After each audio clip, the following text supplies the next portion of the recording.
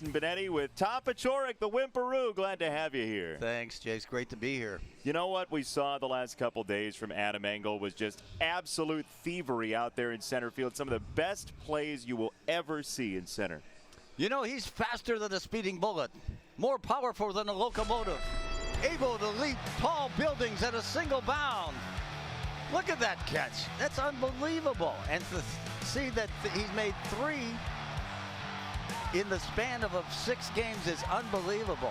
So he is as good as it comes when it comes to a defensive center fielder. And now he's showing sparks too of swinging the bat. He got on top of the plate yesterday and hit a home run to the opposite field. So hopefully that's a sign of future things to come. We'll talk about that throughout the telecast because Ricky Renteria had some things to say about Adam Engel's swing, but the pitching matchup is a pretty good one. Reynaldo Lopez back out to the hill for the Sox, and he's been electric. He's been very good, especially his last outing against that good New York Yankee lineup. He pitched 7 solid innings, but he had everything working for him, Jason. I'll tell you what, there you see a breaking ball that he freezes Giancarlo on, and there's some pretty good Yankee hitters that he paralyzed. Good fastball, curve slider, changeup, and this is not the 27 Yankees he's facing tonight in the Detroit Tigers. No, Tigers have struggled offensively. Sox are trying to do them in. It's the first of 3 from here in Detroit. Glad to have you along. We'll have a good time.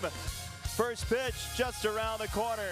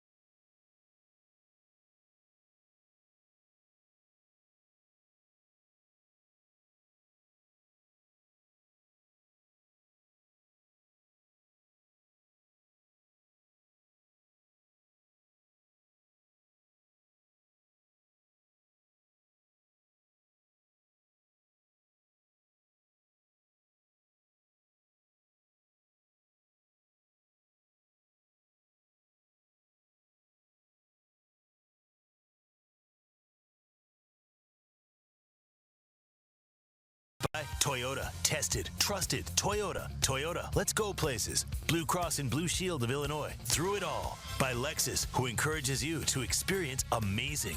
And by Miller Lite, the original light beer. Miller Lite. Hold true. Just a lovely day for baseball at Comerica Park in Detroit. Sox are just 1-8 against the Tigers this year, trying to flip that in this series. And Ricky Renteria's team at 42-75, just 7.5 back of Detroit in an AL Central, 6.5 back, I should say, in an AL Central that looks like it's going to be Cleveland's, with the Indians up 12 games in that division. As we tell you about the White Sox lineup, brought to you by the Webb Auto Group, the best lineup of Chevys, Fords, Mitsubishis, Genesis, and Hyundais at the best price. Go to webcars.com. Nicky DH is today at the top, and Sanchez, Abreu, and Palka. Garcia, Narvaez, Tim Anderson, who's got a multi-homer game here, Moncada, and Engelwimpy. And the defensive setup given by skipper Ron Gardenhire, he's a good one. Mikey Matuk, Victor Reyes, and Nicholas Castellanos are the outfielders. Candelario, Iglesias, Goodrum, and Aducci are the infielders, and James McCann behind the plate, and Artie Lewicki forms a great United Nations lineup right there. A lot of people represented, and there's Artie Lewicki. The pride of the University of Virginia is 0-2 with a 4.76 earned run average, 34 innings, 24 strikeouts, 11 walks, and he's given up 42 hits, so he is very, very hittable. Talking to some Tiger people, he's got 4 pitches, not overpowering, but he does throw strikes. You've been talking to Tiger people? Jim Price is my Tiger person. God, they just had big teeth. He's been here for 50 years. I should ask him. Lewicki's first pitch is fouled away. There is strike one. We are underway from Comerica Park in Detroit. Sox trying to figure out the Tigers in this season series. Sox coming off that series against Cleveland. A near comeback yesterday. Sox with 6 runs the last 2 innings, and there's no shortage of spirit in this clubhouse still. In a season that has not been win heavy, they're still battling. That's really right. You really notice that when you go in the clubhouse before the ball game today. Everybody's in good spirits, and that really stems from the attitude that Ricky Renteria. Yeah, he's provided that as Goodrum throws out Delmonico 1 away, and here are the men in blue for tonight's game. Here in Detroit, plate umpires Chris Guccione, Hunter Wendelstedt at first, Jansen Visconti, the second base umpire, and the crew chief Larry Vanover at third. Yeah, you're jumping in to see this team, and you felt it in the clubhouse, you're saying. Yeah, even riding on the bus over with most of the guys. They came out around a 2 o'clock bus. They didn't have to do that. They're anxious to get to the ballpark, get their work in, get an opportunity to play. Yolmer Sanchez takes ball 1. You've been around teams that have taken a downturn at points. That's not always the case, that there is a positive spirit, right? Well, these guys are awfully young, and they realize too that I think they realize that their jobs are on the line for next year. You got to put some numbers up to be invited back. And you look at the batting average. You can talk about all this OPB and all this launch angle and all the other spin rate, but you got to put batting average, homers, and RBIs and runs scored. Put them together. In the air, left center field and down. Sanchez, who has 4 triples against the Tigers this year, has a 1-out double here in the first. He has worn out Detroit this season, Yolmer Sanchez. I'm surprised that Yolmer's hitting only .241. He got a fastball right down the middle. Watch the inside-out stroke right here. Head behind the baseball. Great job of hitting. So the Sox have an opportunity to strike first. No chance for anybody. That ball kicks around a little more. Maybe he does have his 10th triple of his season. And now Jose Abreu, who's 2 for 2 career against Artie Lewicki. You don't see many Arties nowadays. Artie Howe. No, you don't. There's a strike to Abreu. Artie Lewicki, just 26 years old, out of Wyckoff, New Jersey, as you mentioned, by way of the great program at the University of Virginia, Very baseball good. power. Yeah. Yep. Tigers this year with a team ERA at 4.36. That's 20th in baseball, 20 out of 30. They don't walk very many, and they don't strike out very many either. Well, you look at Lewicki, he's not going to overpower anybody. He's in the low 90s, which is below average in the big leagues now. Got to hit his spots. Isn't that amazing? We were talking on the way over here about Blake Trinan out of that A's bullpen. Woo. 99 with sink. Yeah, that's hard to do. And it looks like he throws a lead ball, too. He's one of those guys. Of all the relievers in baseball that I'd least like to hit against, and that's most of them, he would be #1 on the list. He's my Goose Gossage, in other words. He's that guy. Yeah, he's the guy. Yeah. He's scary. There's a lot of good relievers, a lot of good closers out there. Even setup guys. It's 95, 96 out of the bullpen. Cleveland was just in, and Tom Hamilton, their radio announcer, was telling us a story about Yan Gomes. I think it was Tom Hamilton telling us that he caught Trinan at the All-Star game, and he wanted to catch him in the bullpen because he was afraid of boxing that sinker in the game. And Trinan said to him, as Sanchez takes off, throw to third on Yolmer is in time. He's caught stealing. Score at 2-5.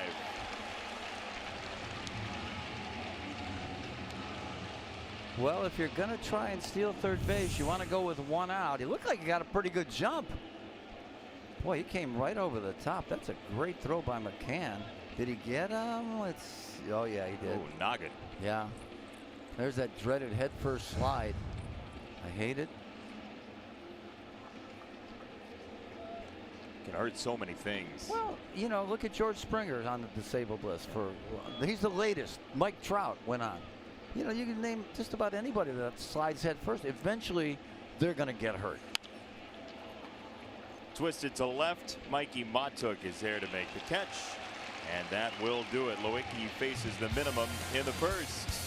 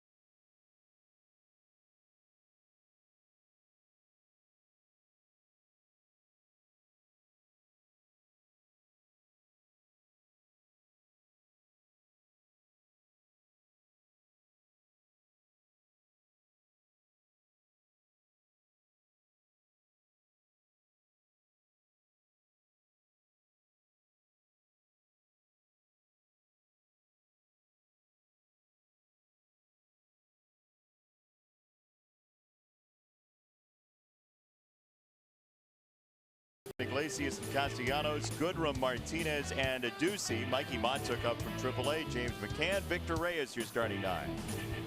And the defensive setup for the White Sox, Ricky Renteria's ball club, is brought to you by UI Health. Polka, Engel, and Garcia in the outfield. Sanchez, Anderson, Moncada, and Abreu are the infielders. Omar Narvaez, who's swinging the bat great behind the plate, and our Lexus Experience Amazing starting pitcher for the Sox is Ronaldo Lopez. You look at his numbers, they're not overpowering. 4.9 with a 4.38, but he's a youngster that's getting better. And he has tremendous stuff. And we mentioned, too, the outing he had against the Yankees. There were 7 solid innings against a real good offensive team. Yeah, that's one of the best offenses you're going to see in baseball. And he handled it very well. Lopez will face Candelario first here in the first inning. This Tigers team has seen him a couple of times already this year, so we'll take a look at how they deal with Reynaldo Lopez as they see him for the 4th time here in 2018. You think hitter or pitcher has the advantage? 4th time you see somebody late in the season. I would say the hitter has more. I think early on the pitcher will. Stoney would probably verify that. But I think everybody has to make adjustments, the pitcher as well as the hitter, to what that guy's been throwing. You remember, they just have to make that necessary adjustment. 2-1. Fouled away. There's a fastball at 97 from Lopez. Woo. Some heat right there. We could call Stoney, get him on the phone, see if he'll verify that, if that's what you're angling for. All I know is he's going to throw me 30 straight curveballs and he's going to strike me out every time. All right. So we're not going to. We won't mention that. Don't mention. No, don't even talk about it. 2-2. Another good heater. Yeah, the stuff's there certainly for Lopez. A little tardy on that one. It's unusual. Obviously, he hits the ball. When he hits the ball on the ground, he pulls it. One infielder on the left side of the infield for the Sox. Outfield playing to right center as well. On 2-2. Good breaking ball. Check swing. No go. It's Larry Vanover with the call. That's a great job of holding up on that pitch. After you see the high fastball, then you come with a nasty breaking ball. Laying off, it was a good job.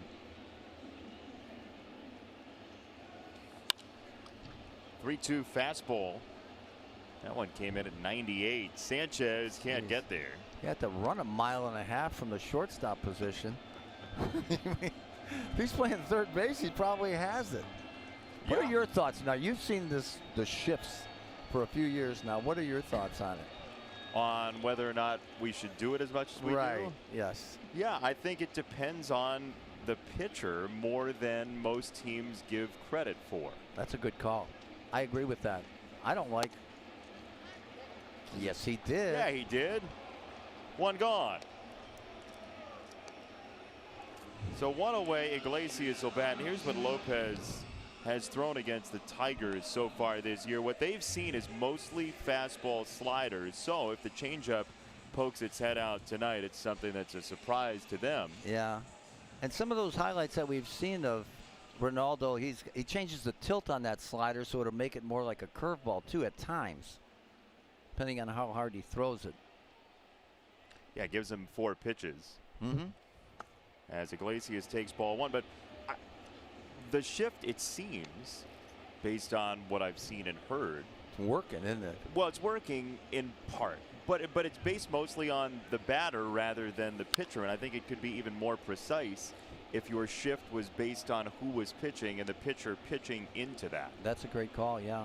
What do you think? No, I think that makes a lot of sense. I think most starting pitchers nowadays are aren't the hardest of throwers as a whole. When the relievers come in, I think you have to do something different because they're generally in the high 90s. These guys are in the low to mid. There's been talk of banning the shift, and that just seems to me like you're taking away a piece of strategy. Yeah. Well, you're giving guys back a lot of hits, these dead pull hitters that roll over on the ball. You're not supposed to roll over that top hand. That thing's supposed to be underneath when you make contact, and that produces a line drive. Tony Gwynn in this day and age would just have a field. Of course, they would never shift on him.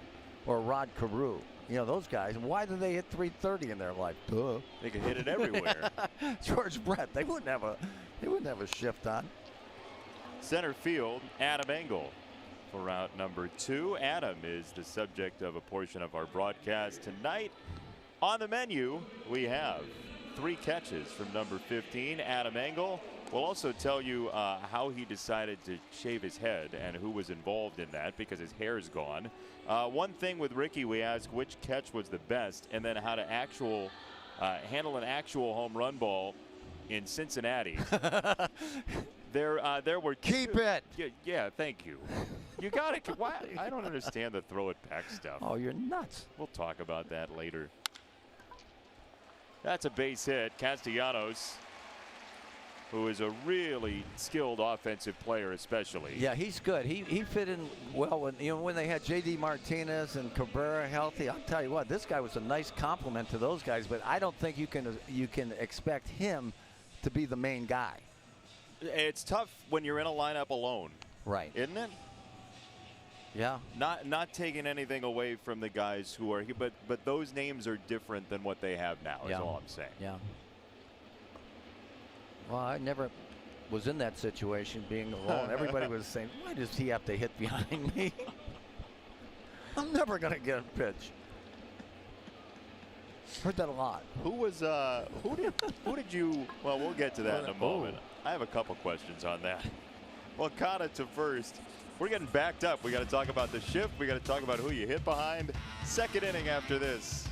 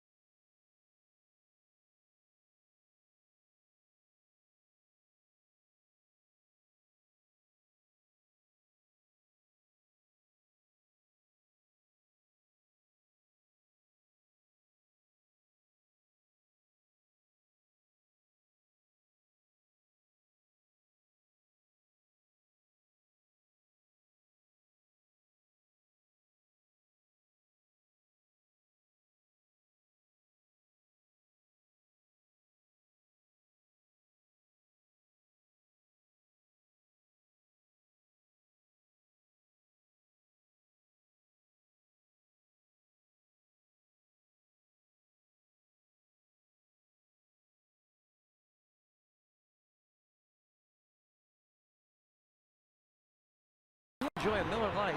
Look forward to the hold true moment later in tonight's ball game. And we'd like to welcome all our viewers watching on Muscatine Power and Water in Muscatine, Iowa. Muscatine? Yes. That's for you, Huckaroo. They got all his money in Muscatine. I know that. They definitely do. Well, and most some of yours. None of mine. Hawk used to say, the easiest part is beating Wimpy. Trying to collect, though, that's a problem. You got to catch him. 1-0 on Daniel Polka. And there's a strike. What a revelation he has been this year for the Sox. You just want to play the polka music. No, I'm dying for them that went out of here. No, he's a great low ball hitter, and he matches up real good against this guy who doesn't have a real hard fastball upstairs in that high 90 range.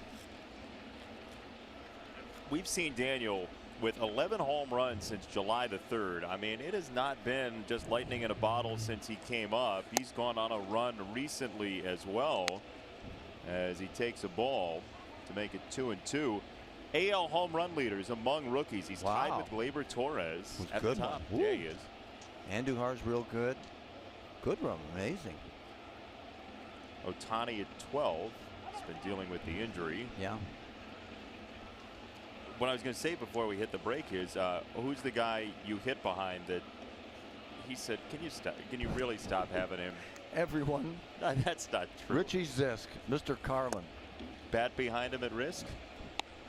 With Richie Zisk. Yeah, with Richie Zisk. Actually, one year I hit in front of Richie, and that was good for me because they didn't, you know, they wanted to face me. They did not want to face Richie. Fastballs down the middle. There you go. Upstairs, and there is strike 3. That's a high changeup right there. He got lucky right there. He did. Boy, Daniel waits back a little bit. That's a homer pitch right there. It was such a bad pitch. It's probably the reason why he missed it. Watch it right here. Change up and out. It did have some late movement, though. I will give him credit for that. Not where he wanted it, though. Sometimes those are the best, aren't they? Yeah, backup sliders. Sometimes a bad changeup, the hitter gets himself out. One down for Avi in his former home.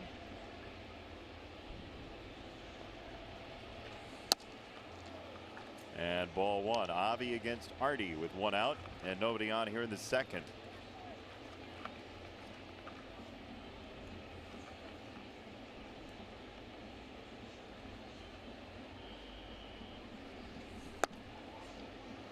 Nice place to watch a ball game, Comerica Park. It really is. It's a great ballpark. But I still miss Tiger Stadium. You do? Oh, yeah. You'd have loved it there, Jason. With that, you could hear what they, from the TV booth, you could hear what the umpire and the players were saying to each other. And then you had to duck as soon as the guy swung the bat. Because it was like mortar shells coming in there. It was that close? Yeah. Oh, really close. Yeah. The great Ernie Howell put chicken wire on it, and I asked him why, and he says, because I was chicken. And yeah, him and Paul Carey, great announcers for the Tigers in the past. Yeah, it was quite cozy. If you never had the chance to hear Ernie Harwell do a game, click on YouTube. It's all over the place there. You can listen to some of the old tapes. He was just awesome. And the nicer man you could not find. Is that right? Oh, yeah. Grounded foul, third base side. You know, I remember Ernie, when you ask him to come to the booth or something, he'd be there before you got there. And he and Sparky Anderson were the same. When they were together, I'm telling you what a twosome that was. Sparky would do anything for you. Yeah. Just two great guys. Really miss them.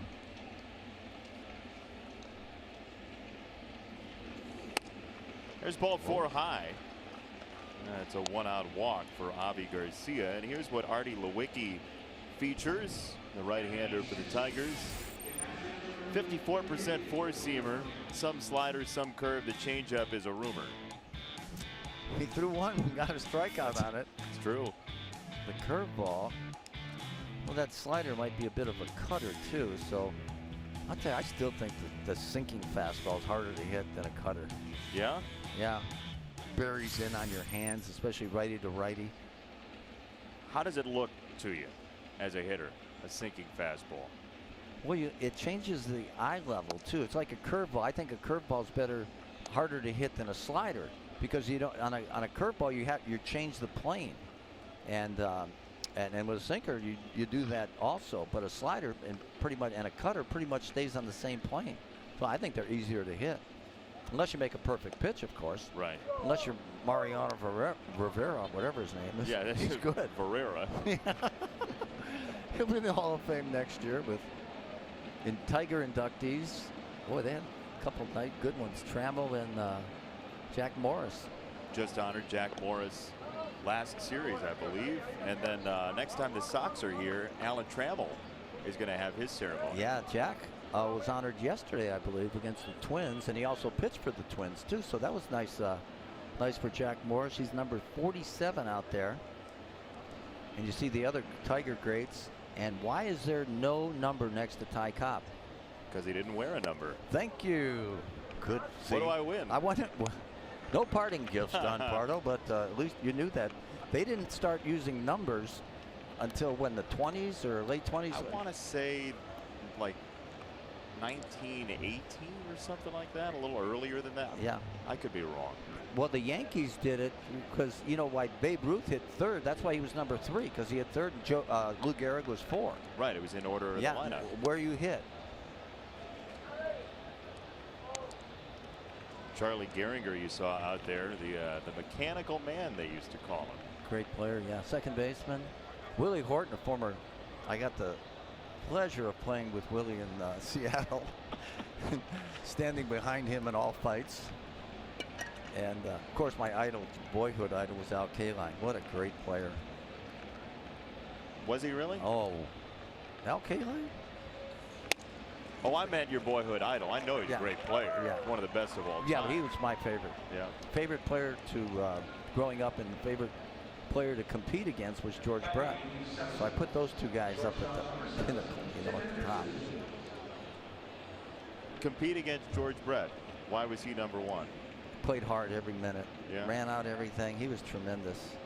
Great leader. Great guy. He was just a regular guy, you know. He wasn't like Just a dude. Yeah. Yeah. Just a guy. Hey, let's go have a beer after the game, you know. That's just one of those guys. Were you asking me? Because I'm free. Okay. No, I was asking George. Well, you can come too. Thanks for that. 2 on, 1 out for Anderson. Sox are in business thanks to a couple of walks.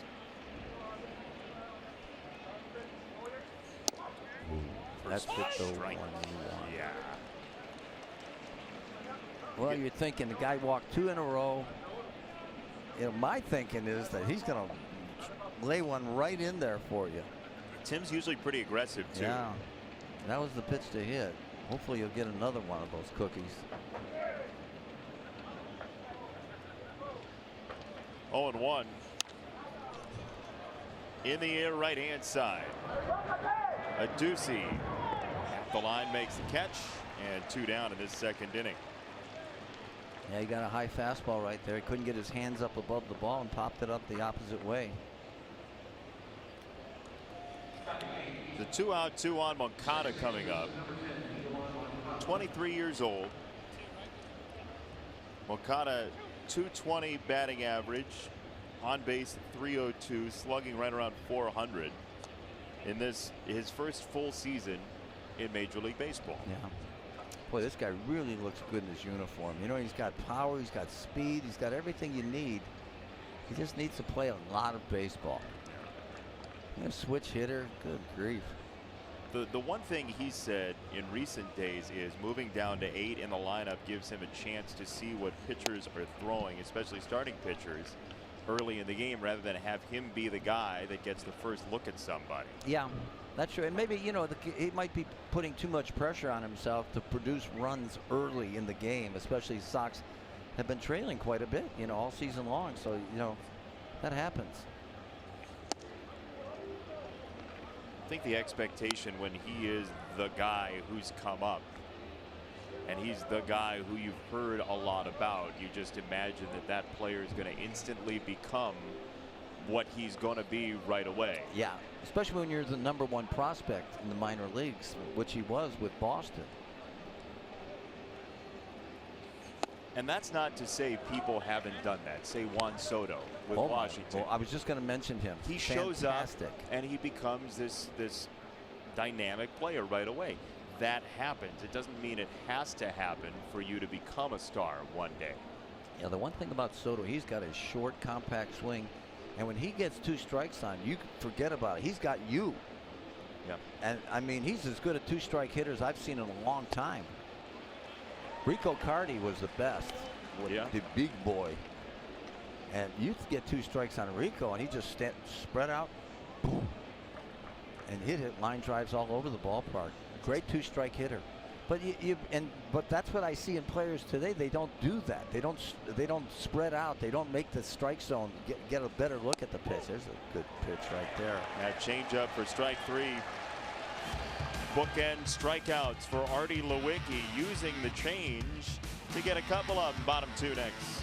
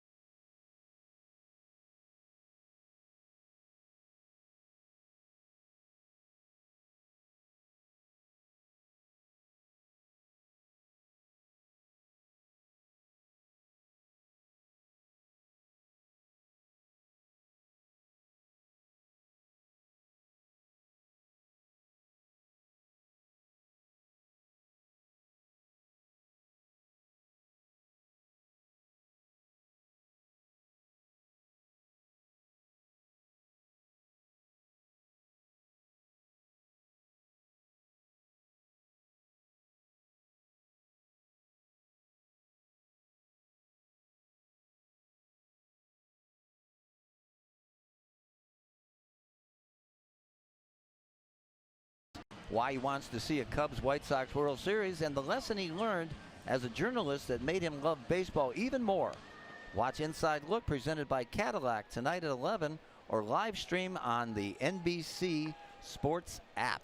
Peter Gammons, what a good guy. Just a tremendous curator and lover of the game. He's so interesting when they interview him on various shows, and he's a great writer, too. He was always fun to see in Boston, which is where Peter has been legendary. He's a Hall of Famer, too. He will go to the Cape and watch Cape League games just because he loves it so much. Yeah.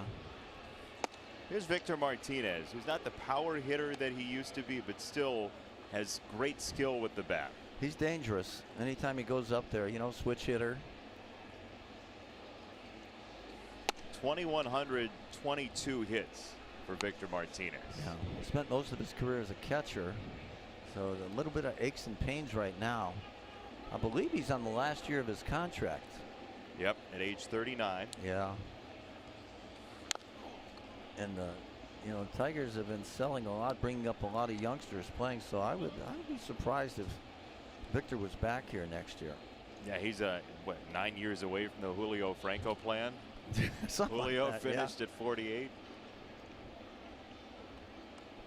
Amazing, isn't it? You think about that now when there are guys who clear 30 and teams are saying, I don't know if they got any more left. Right, right. Abreu Lopez for out number 1. And Jim Adducey coming up.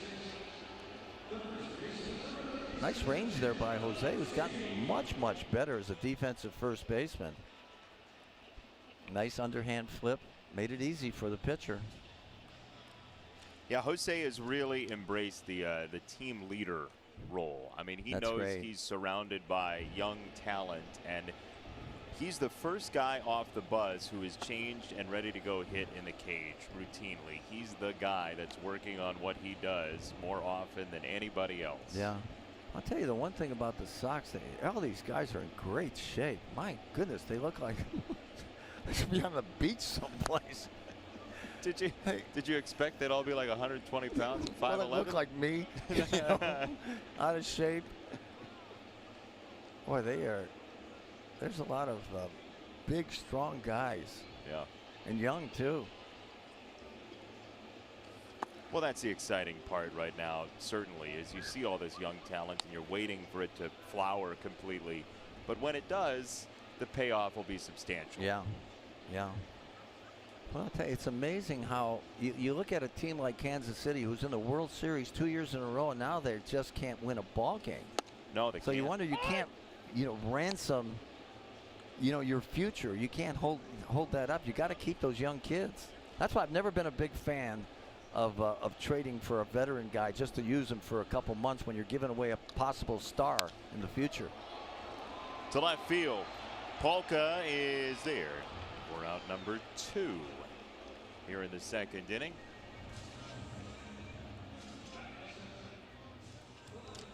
Hey, experience White Sox baseball in style with our new premium business bundle. Sample our all-inclusive guaranteed rate club, Magellan Scout seats, and Diamond Suites for one great price. A lot of great food, just great food. For more information, 312-674-1000 or visit whitesox.com/bundle today. That is the Levy brothers, right? It is. And then, of course, the Bertucci's. You go out to center field, you can't go wrong there. Bobby Bertucci showed up in our booth the other day at home with a bag of stuff. Oh. It was like beef and sausage and chicken and just stuff. It was awesome. Yeah. How long did it take you to eat it? It's still, I packed it with me. Oh, good. Yeah, it's amazing. Uh-oh. Odd hop to shortstop. Anderson makes the play. Had to wait for it. And guns down Mikey Matuk. Third inning coming up.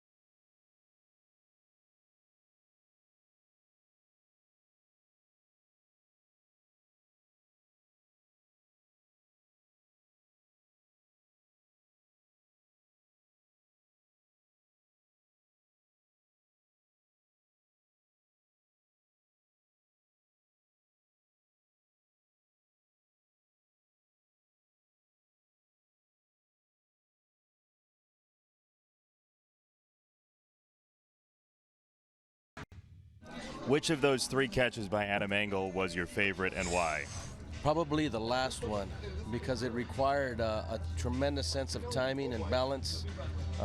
Again, to have a clearance of that wall and still be able to get over it, scale it, and get that arm over to catch that ball. It was probably one of the best plays I've ever seen. Really? Yeah.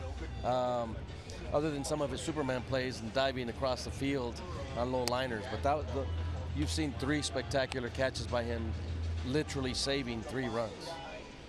Thanks. You're welcome. Hard to do that, isn't it? He's got some severe ups and great timing, which tells you what an athlete he is. That ball sprayed to right. So now, go! As that ball gets away, he's on his way to second. Wow, that's fun. See, last at bat, yesterday he hit that shot to the right center field gap. That shows you how strong he is. Now, right here, he let this ball get a little bit deeper. And look how close he is to the plate. That's much, much closer than where he was at the beginning of the year. And that is a 10 times better swing that he's taking right now. He looks good. Adam, it could be, with his athleticism, could be a real star in this game. Well, what did Ricky Renteria tell us before the game? He said, look, he's got something of an uppercut swing. We want him to swing down on the ball and have a different place of contact with the baseball, and we've seen that the last couple days. Yeah, a little bit more of a downward motion, but you still, when you make contact, that top hand is going to be facing up. Watch the side swing. No stride right there. See, that's how strong he is, too. That ball was behind him practically. And the one good thing about hitting on top of the plate, and Hawk always preached this, too, is that you get so many more good pitches to hit, plus your mind will not let you get jammed. You'll be quicker automatically, and you don't have to dive out over the plate and move your head consequently will not move. I love it. You're taking yourself out of fewer pitches, right? Exactly. Yeah. Because, you know, that pitcher does not want to see you on top of home plate, because there's a possibility of a home run happening. When you're away from the plate, diving across, then, you know, okay, I'll give you a single. Chances, oh boy. So Nicky, who already broke a hand earlier this year. Oh boy. Matt Moore hit him a couple of months ago. He gets hit again. On the hand. And let's see if he's okay. That is really unlucky.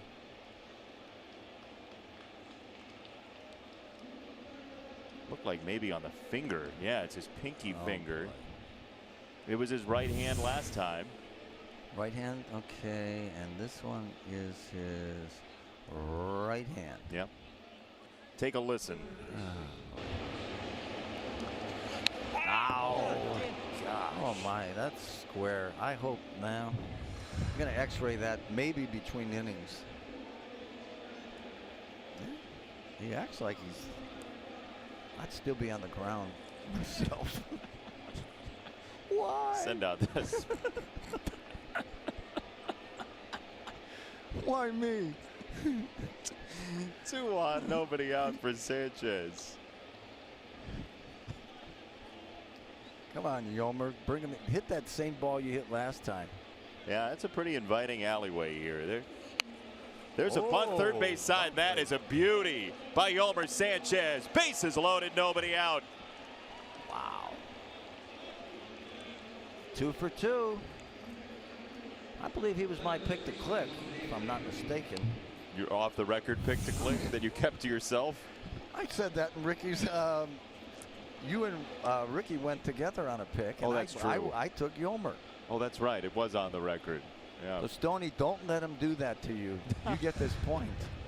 I'm here for you, buddy. You think he's watching on vacation? Yes. Bases loaded, nobody out for Abreu. Oh boy, this is what you want. Your best hitter up there. Time to do some damage. Couple of slams in his career. 341 batting average with the bases loaded.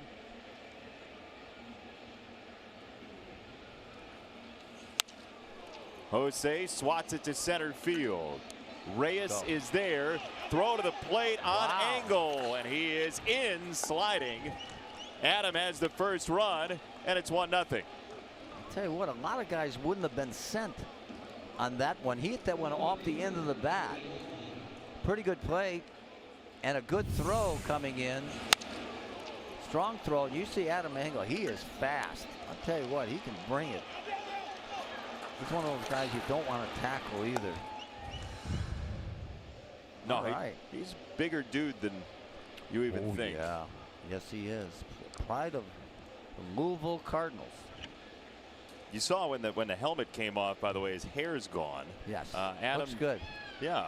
I like it. No joke, he did it himself. No kidding. He did. Hard to believe.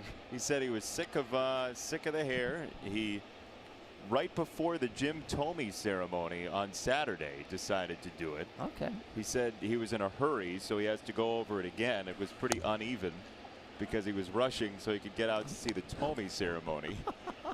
But that's the look that he sported quite a bit when he was younger. Good look on him. He's like an all-American boy, doesn't he? Yeah. Take him to the prom. He's taken.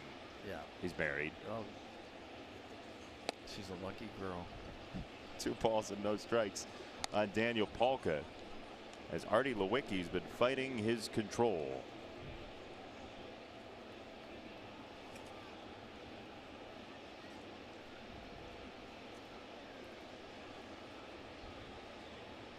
Sanchez at first, Delmonico at second. And Daniel really loads up when he makes contact. You know who he reminds me of is an old Detroit Tiger, Mickey Tettleton. Yeah. He's off the plate and a dead low ball hitter. A lot like Mickey was. Mickey could hook a pitch on the outside corner over the Tiger Stadium roof. That was a scary lineup they had. Oh, with Cecil Fielder. Oh, good Lord. Yeah. And of course they had Trammell and Whitaker balance things out. Saw Danny Petrie today. My thumb started hurting. He was a combination of he and Jack Morris that were just outstanding for these guys. And yeah, they had some great teams here. Yeah. That '84 Tiger team was just awesome. Just will they start off 35-5? 35-5. On the ground through the left side. Nicky's on his way home. Throw comes into third. That's late into second. Save Daniel Palka. Sanchez to third. Delmonico in, and the Sox with a great offensive third inning. Nice base running there as Daniel Polka's his way to second base. Bring out the accordion. Strike up the music. The band has begun. There he loads up. He got his hands up on this one. This pitch is up. And look at the hole. You're not going to play that shift on me anymore. That's a routine out to the shortstop if they're playing regular. So nice adjustment there by Danny. Get that RBI. And of course, 2 runners in scoring position now with that good base running. See, this is the type of inning where you look and you say, okay, the season as a fan isn't what I'd want win-loss wise, but you see Adam Engel making an adjustment and hitting the ball the opposite way. You see Palka taking a ball that's supposedly where you would pitch him and turning it into a hit. Exactly. And there are signs rolling in this third. It might have been the same location of the pitch that struck him out his last time up. But they've got to get Avi going. Here. This is a great hit. It's a great time to hit. They're playing they're conceding the runs up the middle. And why wouldn't Avi just take a shot at that? Try and hit a ground ball to second base here. You get 2 RBIs. Where the second baseman should be playing anyway. Yeah, go right through as he sprays that one foul right side. He's better off hitting the ball the other way too. You know, he's more of an up the middle opposite field hitter, but apparently he doesn't hit enough ground balls that way. He will hit the ball in the air. Yeah, we've seen he has massive power the opposite way in the air. Oh gosh. And that's when he's hitting his best, because he's not flying off the ball. He's not opening that hip too early. When he's hot, he's really good. And he's generally hitting the ball up the middle and opposite field. 1-2. That one's foul first base side. So here's the spray chart for Avi. 26 outfield hits to left, 14 to right, 6 straight away. Well, right there, he got wide open. He got actually unlucky on that because he was already spent. His hips were already gone. His hands, when their hip goes, your hands go. So you got nothing left to hit with.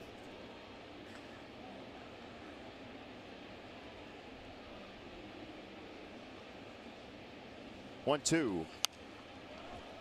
Right side and foul. I would wager that a good chunk of those outfield hits to right have been for extra bases. Oh, no doubt. No doubt. That gap. He hits that right. Well, that's where they're playing him in the outfield, too. They're giving him a huge gap in left center, and the left fielder is way off the line. This is a tough park to play outfield in. There is Big. so much room. That's why it's a good park to hit in. You know, people were complaining about Comerica Park when they built it as compared to Tiger Stadium. And Al Kaline had a great line. He says, heck, there's more parks, there's more places to get hits. You don't have to hit so many. You still hit some home runs, but it's a better hitter's ballpark. Yeah, you know, fast infield. The Tiger Stadium, you couldn't hit it through that infield. Yeah. It was so long. Oh yeah, Sparky used to do that. Plus he'd wet the home plate down where it'd be like a mud ball by the time it got trampled. That ball never got to those guys. In the air, right go. center field. Reyes is underneath. Sanchez will tag, and a double clutch on the throw that ends up at third. Sox get another run on another sac fly, and it's 3-0. That's manufacturing runs. That's really good. It's one thing that's been absent from the Sox all year. You know, the White Sox have struck out more than any other team other than the Texas Rangers, led by Joey Gallo. Your guy. Yeah. I don't know. When he hits it. Yeah. Oh, it's gone. It's hit. Stays hit. But that's what you got to do. See what happens when you just make contact. You don't need that launch and try and hit everything out of the ballpark. It's crazy. You see the strikeout totals in baseball is unbelievable. Yeah, and even Bill James himself, the master of the numbers, has tweeted in recent weeks that the best way to play offense still in this game is to string a bunch of hits together. Exactly. There's nothing that says that's not the case, even with the understanding that the home run can win you games. You'll win a lot more games with singles than you were 3-run homers. I don't care who you are. I'll bet you when we talk to Ricky Renteria tomorrow, he will say that this is one of the best offensive innings of the year for the Sox in terms of the way the offense was created. Right. That's what you're supposed to do right here. You know, there's just so many home runs you're going to hit. I mean,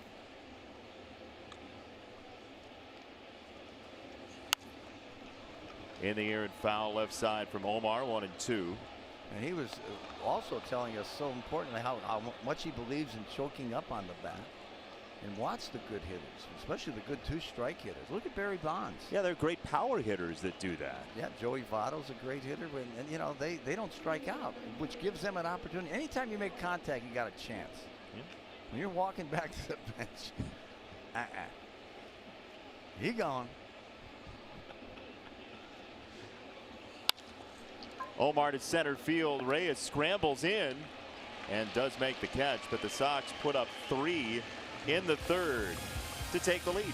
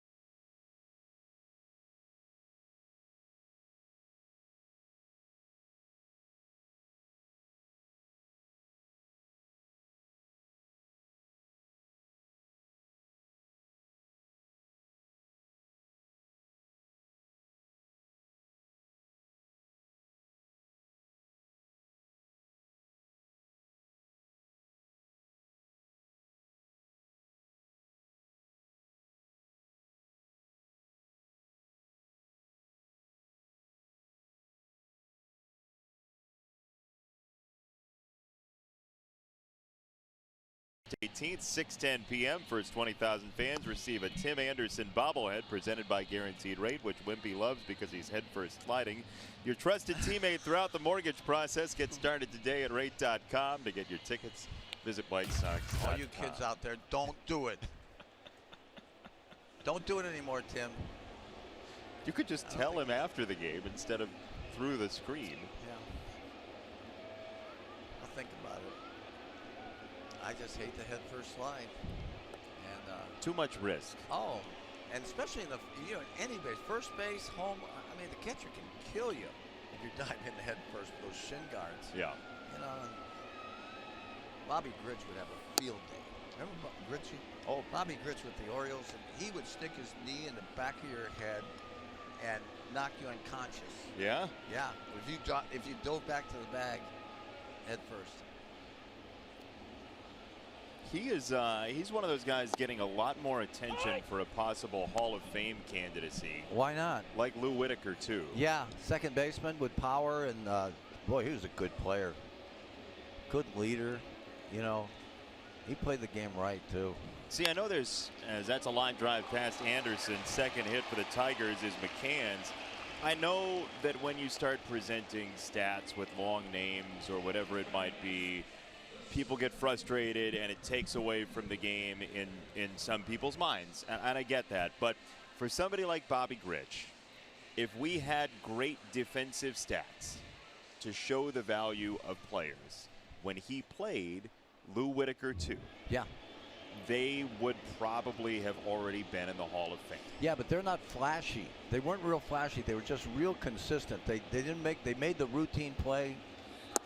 Right, and easily. if we had better understanding of defense rather than just errors, or like you get a Gold Glove because you hit 300, Right. which happened. Yeah, oh yeah. You know, that's the one place where I think they really do add value is for great defensive players like Adam Engel for the Sox. You know, we've got outs above average at this point, and he's top 3 in baseball in creating outs. Isn't that something? Defensively, and so that lets us know more about somebody like Adam than we would have known, say, 30 years ago, because we didn't have very refined defensive stats at all. No. It was just, hey, do you like the way he looks? Yeah, well, actually, if you have a good eye for the game too, that's why scouts become so important. Those were the guys that could tell if a guy was getting a good jump and doing everything properly. There's the outs above average leaderboard. Billy Hamilton at the top, Adam Engel second, then Bader and Inciarte. And again, those 3 thefts of home runs certainly have drawn the attention of just about everybody. Oh boy. Adam was really excited the other day because LeBron favorited or liked an Instagram post about Adam's catches. Oh, great. Yeah. That's good to hear. So LeBron's paying attention to Adam. Very nice. You know, I've always thought the best center fielder, best outfielder I've ever seen was Andrew Jones. How good was he? Oh my goodness. I mean, he didn't have the speed Adam did, and didn't have the hops either that Adam has. But Adam seems like, look at this. I mean, they're in different spots. This one is the first one. Going to his right. Look how high he is over the fence. Then he's going straight back, which is even more difficult. He's got to go sideways and watch it. I think I agree with Ricky. I think this last one is the best one. Wow. I do too, because you see he chops his steps to size the ball up, and as that ball gets away, McCann to second base. I asked Adam before the game, I said, look, did you know that you were going to make the catch? Because it looks like he really knows that he's going to make that grab. Like, just knows that it's going to happen. And he was almost like slightly offended, slightly bristled that I asked the question. He said, I always know I'm going to catch the ball, which is sheer confidence. Love it. That's why he's got to take that confidence up to home plate. He could be a heck of a player.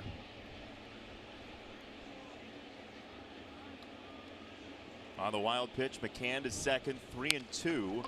And that moves him over. That hurt up here. You're going to have to call the orthopedic guy for Reyes. Pick up your thumbs at home. That one hurt. getting back to Adam just one more time, Jason, is that everybody always marvels at Mike Trout's catch, which is very similar to Adam's third phenomenal catch. Yep. When it was to his glove side, and Mike Trout, of course, anytime your name is mentioned in the same sentence with Mike Trout, you are truly well respected and have a chance to be something really special. A great defense is a totally underrated portion of this sport. It is so important, especially when you get into a 5 or 7 game playoff series. It can absolutely lose you a series. Yeah. Well, the Sox are last in defense, and that certainly doesn't help your chances. Yeah, pitching and defense. That's what we were preached since the time we were signed. We playing, especially with the Dodger organization. That's what they taught: pitching and defense, and the rest will take care of itself. You'll win a lot more games that way than you will with hitting 3-run homers. How did they reinforce that? I mean, what did that look like as you were learning the Dodger way? Well, we had in spring training, we had meetings every day about how they wanted us to play the game. And I don't think they do that on an everyday basis and go over the fundamentals of the game to make sure that you were ready when it was time to get to the big leagues and to play, be able to bunt the ball, be able to sacrifice, do hit and runs, and things of that nature. Like the Dodgers back then, they had Koufax and Drysdale. All they needed was 1 run. That's right. So Morey would get on base, Wills, and he'd steal second. Gilliam would get him over the third, and then Tommy Davis would hit a sac fly, and it was 1-0, game over. You're done. Thank you. Drive home safely. Like when Nolan Ryan was on the mound. Thank you. 1-0, it's over. This game's over. You're right. Nolan in the twilight, forget about it. Best of luck. That's when everybody bailed, though. They didn't want to play. Everybody got the he always used flu. to face the scrubbinis like me, because none of the regulars wanted to play. 3-1 hit in the air. Adams started back. Now he's coming up on it. McCann from third is going to tag, and the throw to the plate. Not in time. He had a shot at him. McCann beats it by a hair, and the Tigers are on the board. Well, Adam did everything right on this one. He got behind this ball, and McCann, being a catcher, he runs pretty darn good. Ball was hit fairly deep. See McCann tagging up right here. But watching Adam from up here, he got he got behind that ball. Watch it right here. See, it's right over his right shoulder, and there was very little excess movement. And in that situation, you want to throw the ball all the way in the air because there's nobody else on base. Yeah, no worries about it bouncing away. You're not going to lose any value there. Just about everything he could do. Oh, yeah.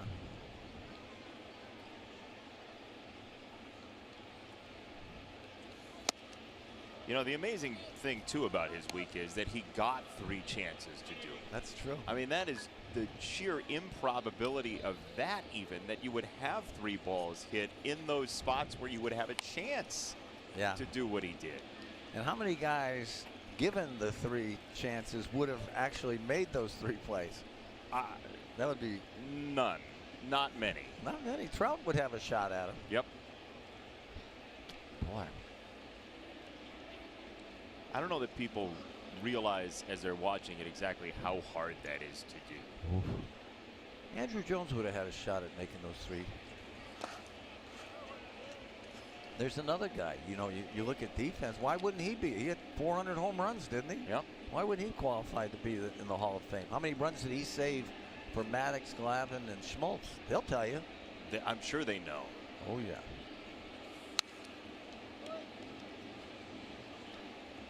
Two and 2 on Iglesias, who's really tough to strike out. About 10 plate appearances per strikeout. That's good. See, he chokes up. I always liked him, but he was injury prone from the get-go. Didn't he come over from Boston, I believe? He did. To third, Sanchez has to hustle. Yolmer with the peg for out number 3. Both teams score in the third. Sox got more, 3-1.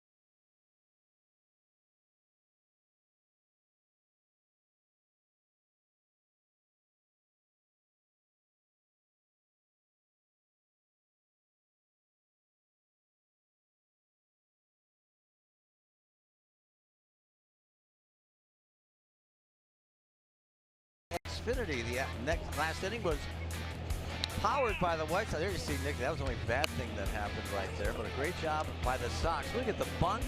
They went opposite field, great hitting, and they hit 2 sacrifice flies, which means they're making contact. They made, there's Poco going the oppo too, and there's the sacrifice fly for Avi. Good base running that inning. Nice going the other way, and a bunt single too by Yolmer. That was fun to watch. Yeah, that was a referendum against the strikeout. Thank you. Yeah. Meaning the launch angle? Well, I have less of a problem with that because what it means truly, and launch angle doesn't get to really the point of the whole concept because it's the point of contact with the ball. Right. That's what we're talking about here. And yes, there is value for power hitters to hit the ball in the air, but there's value for other players to hit the ball on the ground at points, and line drives are always valuable. Right. Candelario to first. Well, and then there's that thing, you know, I don't have to know Giancarlo Stanton's launch angle or his spin rate on where he hits the ball to tell you that he's got power. Well, right. It's better, for me personally, those things are better used to figure out in the offseason who you want to sign. Thank you. Yeah. Rather than applicable to your season and even the fan experience. Look at this. We're crossing generations, solving the world's problems. It's great, isn't it? We're singing Give Peace a Chance in the break. It's very nice. While eating ice cream. Cookies and cream. Really good. Yeah, they can make food here, that's for sure. Yeah. Nobody ever starved to death in this booth. That's true. Or in Chicago, for that matter. Oh, goodness. Upstairs with a fastball from Lewicki, 2-1. Yeah, there's that high heater that Johan's been having some difficulty with. Well, the key to hitting the high fastball really is the hardest pitch to hit. You got to get your hands above that baseball to make contact. Much easier to hit the low one. Pretty good hook right there. Yeah, good job laying off of it. So now he's got a hitter's count. Sit on the fastball and just take your best swing. 3-1, bases empty. That's a low fastball. He takes the walk instead. 1 out, base on balls. Hey, your 2018 Chicago White Sox are presented by Guaranteed Rate, your home team throughout the season and the official mortgage provider of the Chicago White Sox. Get started today at rate.com.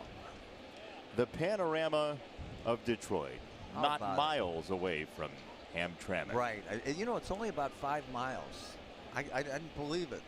Your hometown. Hamtramck, Joseph Campo, and Kona, yeah. St. Ladislaus. It's all there. I think all those things you just said were nouns.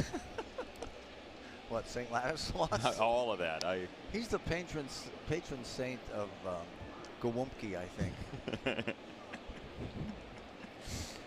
Yeah, that's it. You're big in this town. Oh, 2 and some change. Great people here in Detroit. Great sports fans. Oh, they really are. And I know, like, Hawk fans don't want to hear about Red Wing fans, and Sox fans don't want to hear about Tiger fans, but they do care about their teams very deeply here. They do. The Lions, they've been selling out for years. You know, they've had some bad years here. Their stadium was right next door, Ford Field. Ford Field, yeah. Jay-Z and Beyonce are there tonight, I think. Drake is over at another venue. Wow. Yeah, big concert weekend. Well, that's what those dome stadiums are so valuable for. You can do things like that, make a lot of money in the process. You don't have to rely on the weather.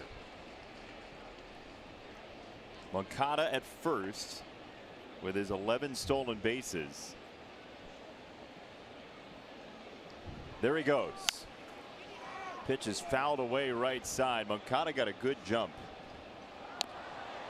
The one thing that base runners to me have got to do is they've got to look up to check and see if the ball is hit and where it's hit rather than running with their head down. because they'll deke you. Those second basemen and shortstops will totally deke you. And it costs you a run. Look at, see, Johan's running with his head down. Now he looks up. Braves lost the World Series one year because Lonnie Smith ran with his head down.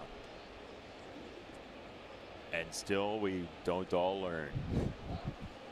I'll never forget that. Yeah. That and the head first slide. Okay, we eliminate those two things. And you're good. Fine. It's a great pastime. Abner, you did a great job. It wasn't even him, though. Who was it? Abner gets all his credit. He wasn't the guy. It was way before he did anything. Oh. At least according to some things that have been published. Okay. But he still has Doubleday Field in Cooperstown, and you know we shouldn't say it too loudly. But Abner may not have been the first.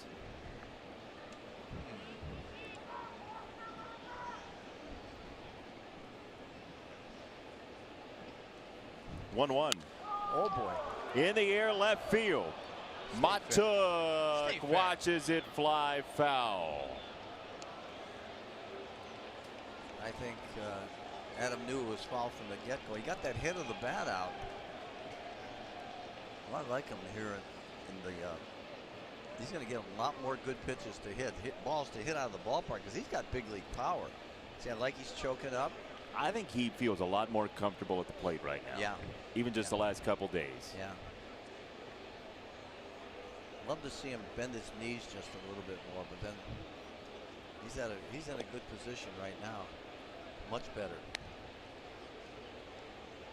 The thing I don't like when sometimes you get jammed 2 or 3 times in a row and then you go back. You got to stick with something. Yeah.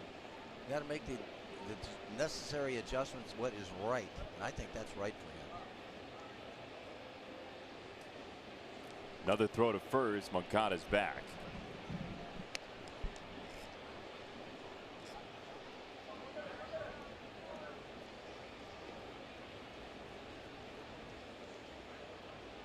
Sox with a 3-run third inning.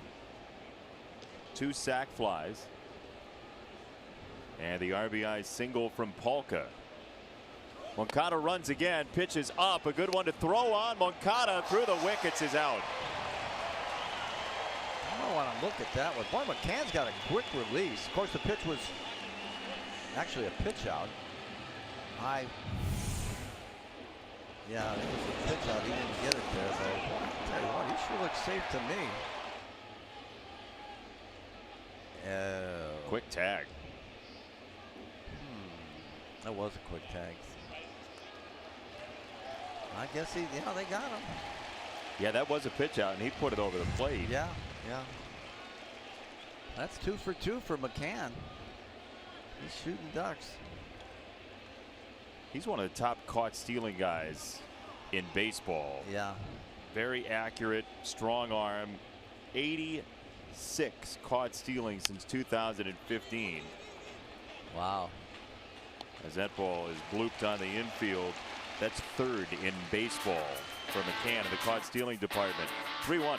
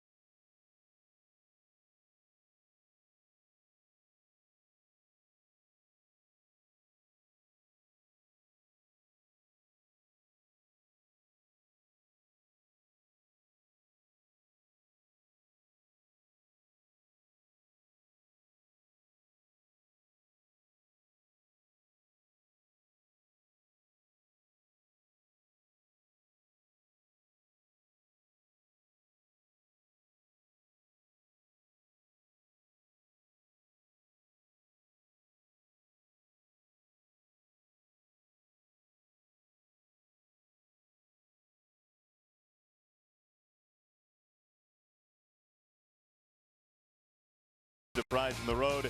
Sox games in Detroit this month multiplied by runs scored by the Sox in a row to close yesterday, minus Engels home runs robbed last week, plus the number of games in this series.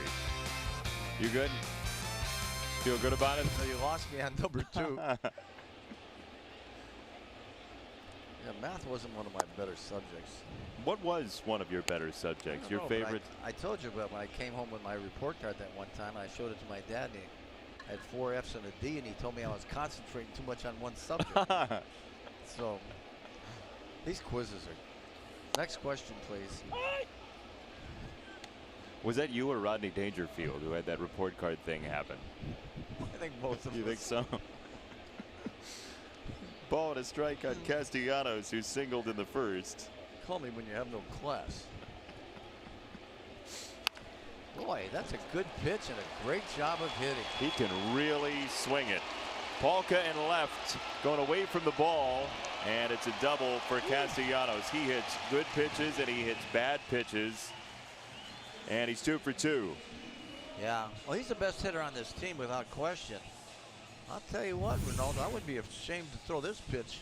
It was down, maybe had a little bit too much of the plate, but watch the hang time on the breaking ball. He kept his hands back just long enough and releases the top hand on contact, not before. It hits a rope down the left field corner. Great job of hitting right there. Take your hat off to him. See if the Tigers can manufacture a run, get this guy to third, and get him home without the benefit of a hit. Well, as rookies go, Nico Goodrum has had a really nice season. 38 extra base hits. Since he's been up, he's been very effective for the Tigers. You see the 12 home runs. Yeah, 39 RBIs. You know, for a limited time, that's good.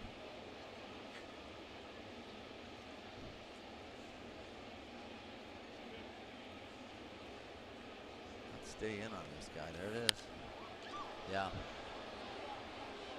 Why do you say that? He looks like just look at him out there. He wants to pitch away. Looks like just the way he's set up. It looks like he might be vulnerable to the inside fastball, even though he's on top of the plate.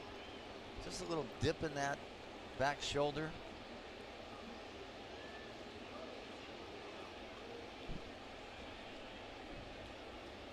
Good looking young hitter though. Staying there. Oh boy. No, didn't get it. It's playable. Adam Engel on the move into left center to make the catch, and Castellanos will not run. Can't run on that gun. So he doesn't get the job done. I think you got to pitch this guy up.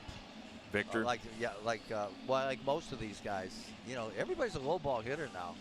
If you got a good high fastball, you can run it up there just above the letter high. You could really make a lot of money in this game now.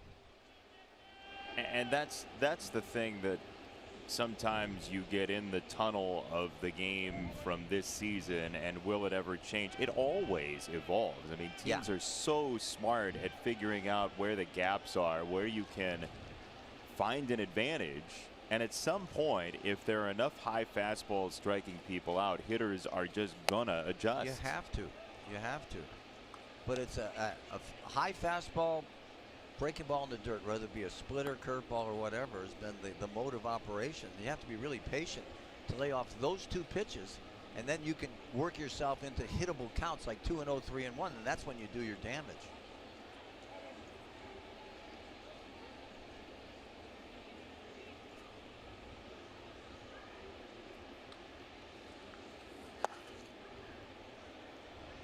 Two balls, no strikes. Is that a cross-up, do you think? Looked like kind of looked like it, yeah. Looked like he was looking for. It looked like he threw a changeup when he was in. Omar was looking for something hard.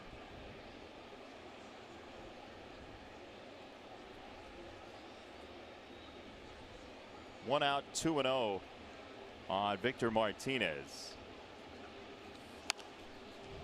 5-time All-Star, fouls it away, 2-1. That tells you what kind of good fastball Ronaldo has, because he's a good fastball hitter at 2-0. Knew it was coming and still was late.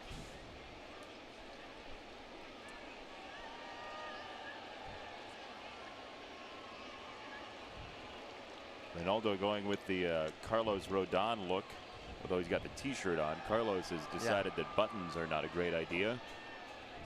Well, there's a guy too who's got a chance to be a star. Carlos. Oh yeah. Uh-oh.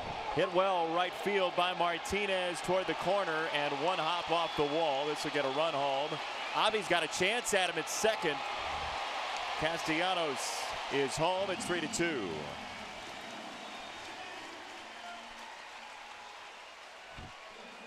Well, he threw him the one pitch right there that I think Victor's going to handle off of Ronaldo. It's a fastball down and in. All he's got to do right here is drop the head of the bat.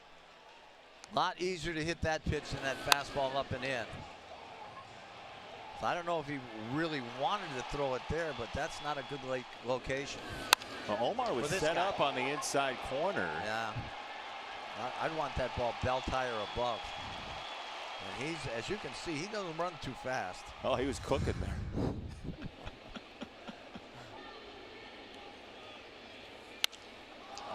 That's wanded to right field. Avi for round number 2. Adduci is out. Matuk will bat. Well, that ball carried a lot farther than I thought it would. I thought it was going to dink in there. I thought so too. Yeah.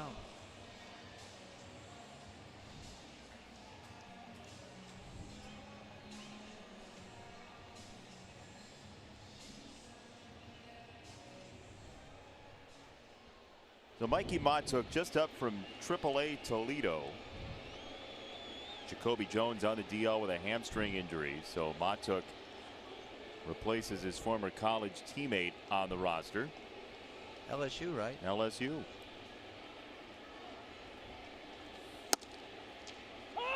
There's strike one on Mikey Matuk. You been to Baton Rouge? I have not. Gets hot. Oh yeah. Was there for football? I've been to Nolans. Oof. Can be 120 there too. Great food though. You go there for a week and you eat at 20 different places. They're all great. Unbelievable. It has a different taste in New Orleans. I don't know why or how, but it is fantastic.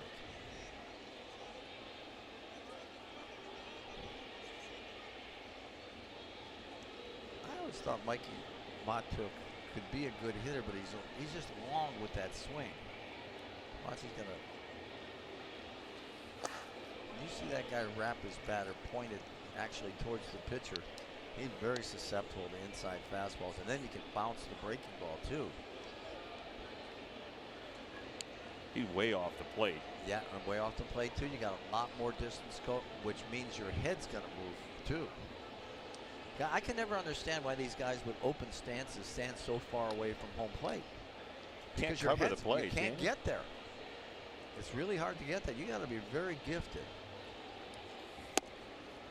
Like right there. Yeah, that's not a pitch he's going to hit. No, got no chance. Well, he just aced them. That's borderline right there. And Mikey is not going to get the benefit of that. Well, what a pitch that was. You throw 3 right there, and you just tip your cap and sit down. 2-2.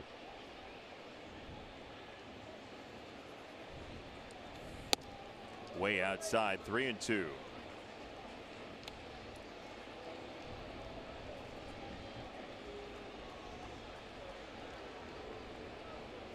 What's your pitch here?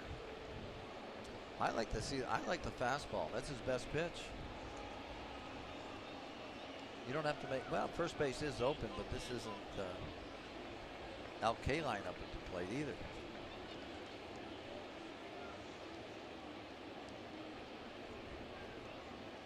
Three balls, 2 strikes. Came with a fastball inside, and Matuk got a piece.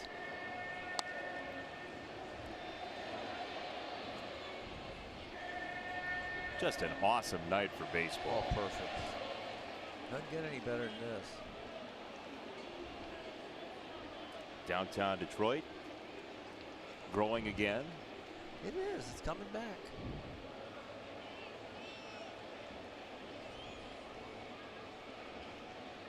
Yeah, you hope that Detroit can come back like Cleveland did. You know, with those the 2 new stadiums that they built in Cleveland, you know, it really has really brought back Cleveland. New Orleans too, by the way, post Katrina. Oh yeah.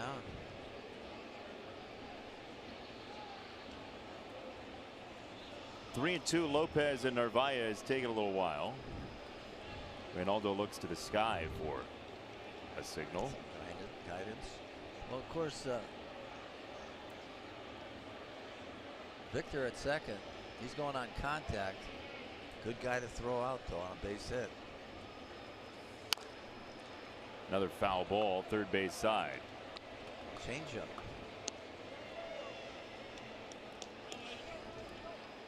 Well, good battle going on here. Matuk is from Lafayette, Louisiana.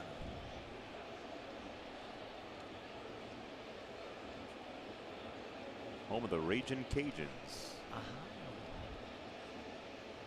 3 and 2. He struck him out. 97 on the gun to cut him down. Lopez keeps the lead at 3 to 2.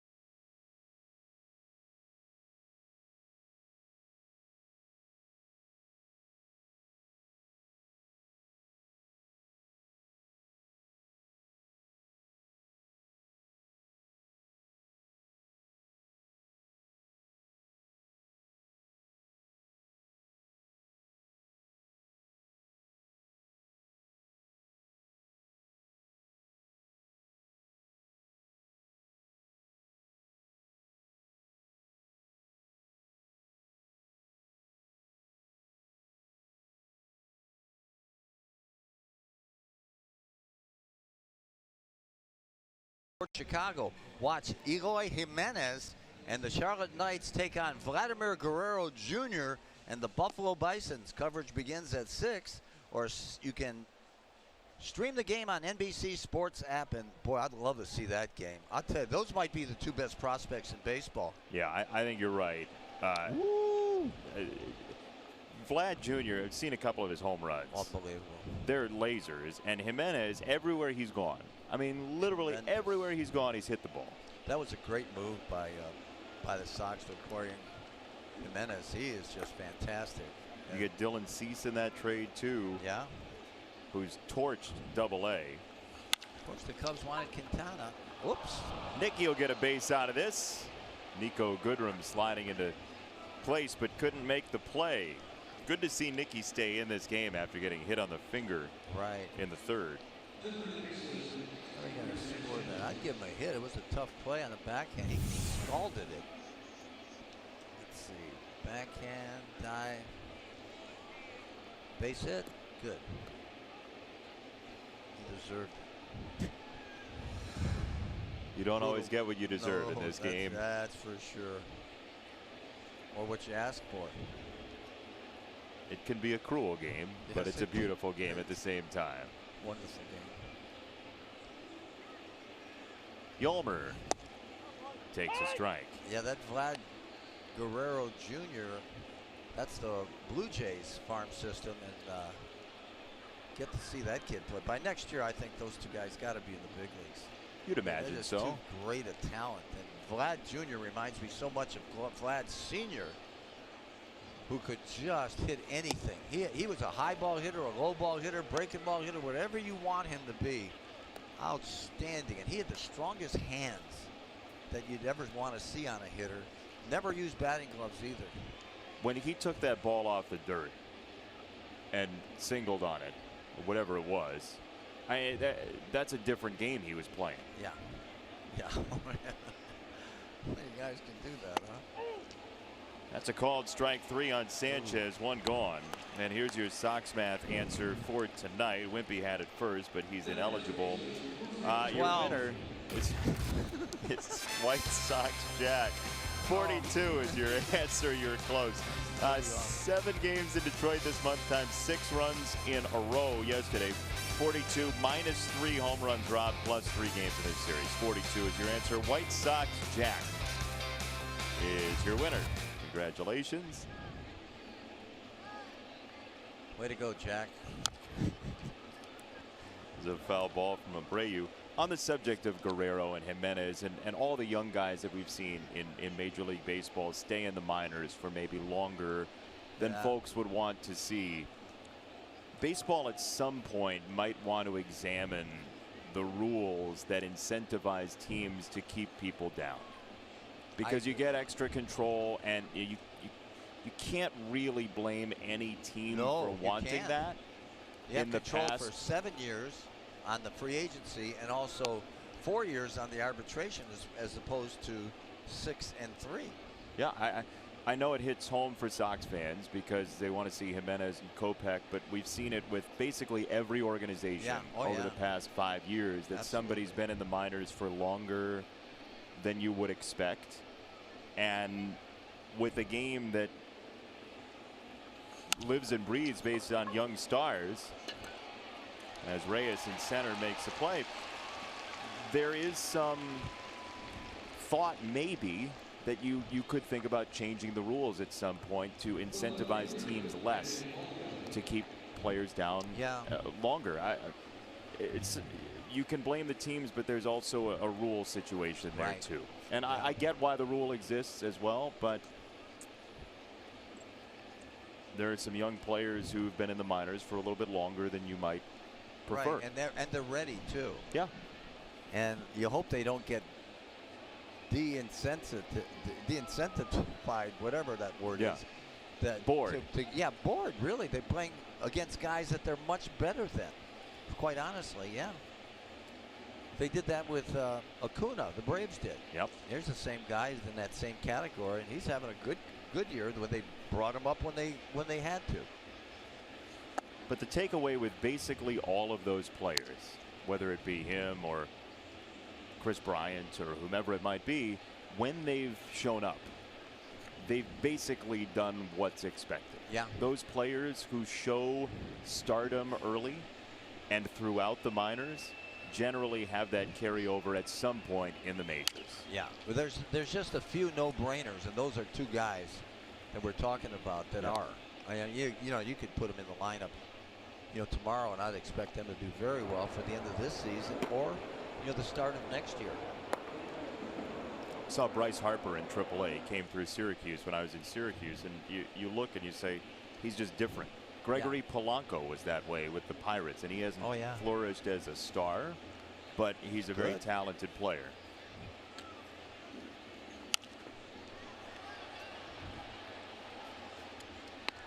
Daniel Palka on 1 and 2. Sox with a 3-run third inning, a machine-like third with 3 hits, one of which was a bunt single, 2 sacrifice flies, which I was reminded by one of our Twitter followers that ties a major league record with 2 sac flies in an inning. Great call. Thank you. I love it.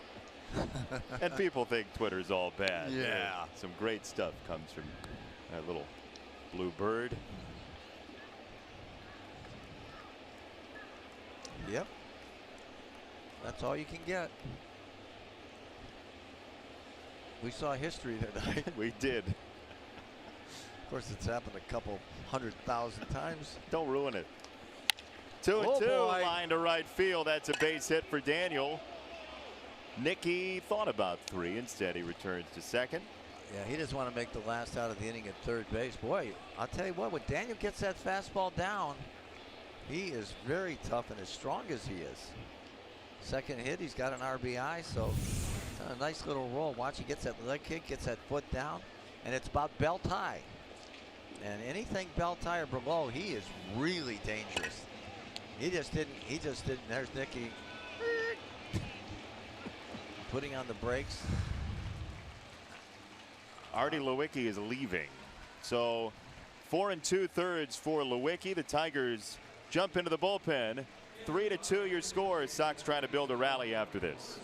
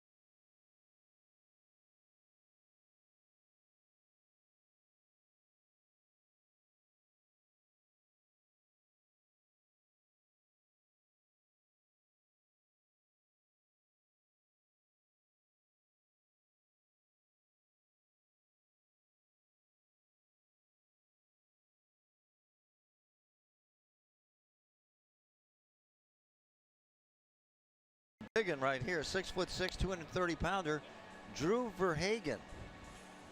Or in the South, we'd call him Verhagen. 2-2 with a 6-point earned run average, so he's hittable.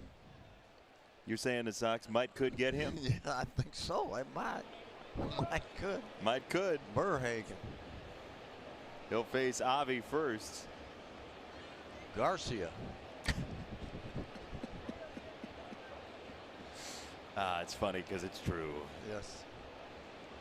And Avi, a big hole on that right side. Ooh. First pitch, Hutton. Right side of the infield, and one pitch to end the top of the 5th for Drew Verhagen. Bottom 5, Sox lead by a run.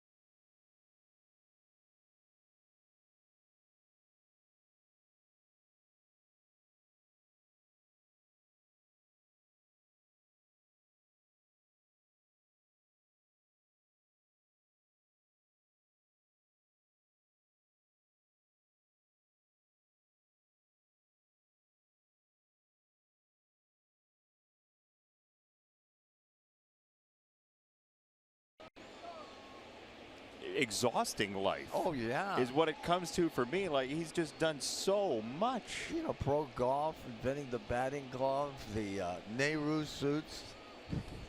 That might have been his worst move ever. That was exhausting for everyone else. He told me, Whippy, he brought those 10 Nehru suits and they were out of style the next day. I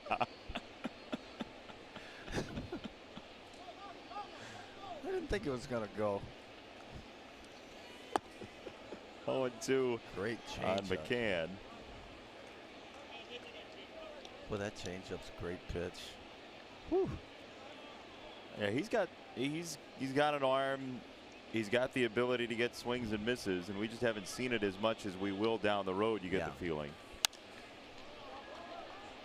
A little bit too good to hit there, right down the middle. But you know, I've always said that the fastball will always remain the #1 pitch in baseball. I don't care how many different pitches you invent, but the changeup is the #2 because it gets that guy off your fastball. It makes it be a little bit better too. There's a mistake on 0-2. Ripped to center by McCann, who's 2 for 2.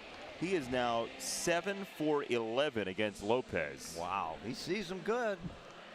Yes, he does. Boy, a lot of guys are going to hit that pitch. See, his head's right behind the baseball.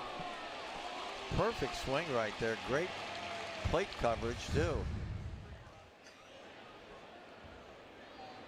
So remember what I said about Twitter being a good place? Mm-hmm. Yeah, I lied. Here's why. 2 is actually not the major league record for sacrifice flies. There were 3 in one game for the White Sox in 1962 in one inning. July 1st, 1962. The first 2 were E9. Oh. And there was a third one in the inning. Okay. So Chris Kampka, our stat beard, has sent that in. So who's the guy that called it in? What was his name? Chris. So the first one or the correct one? The first one. Who said the first tied the record? Let's see. Let's mock him.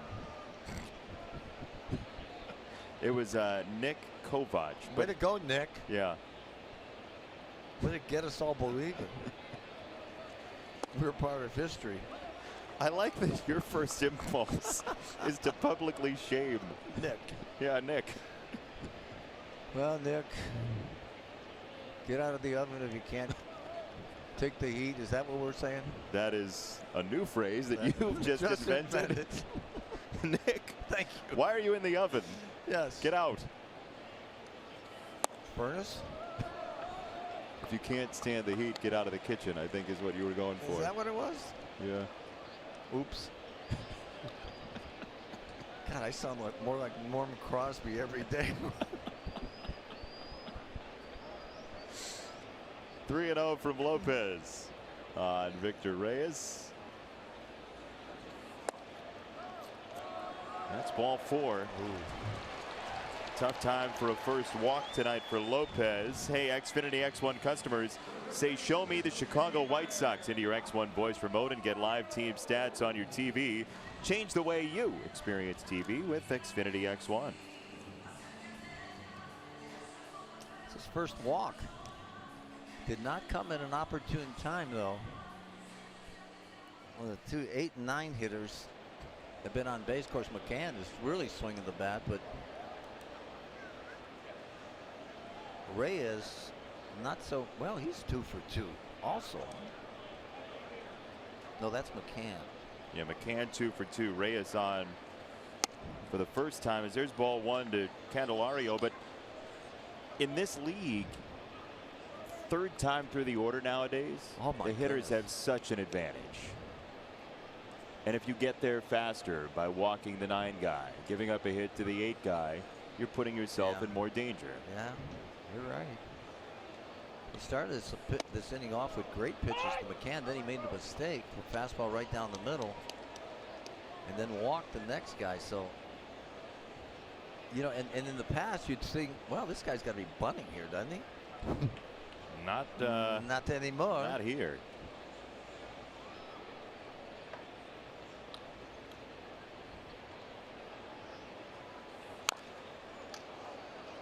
Yeah, the change has come in the value of the out. You only have 27 of them, and teams are less likely to give one up. Yeah. They see him as currency nowadays. As Lopez 4+, 5 hits, just 1 walk. Well, to me, it depends on the hitter. Who's Right. going to bunt? The pitcher, naturally, you're going to bunt. Or, you know, that 8th and 9th guy in the American League, you got to be thinking that, too. And or who's even next? a leadoff guy. And who's next is important, too. If, Oh, you, yeah. if you've got... Absolutely, absolutely. Right side, Moncada can't get there. Bases loaded, nobody out. Candelario the single.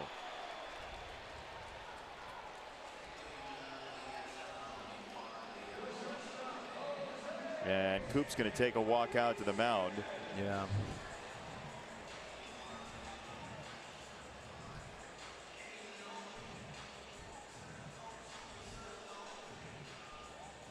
Don Cooper, longest tenured pitching coach in baseball. Yeah. Nice attempt there by Moncada. Got a pretty good angle on this ball, but it just hit too hard.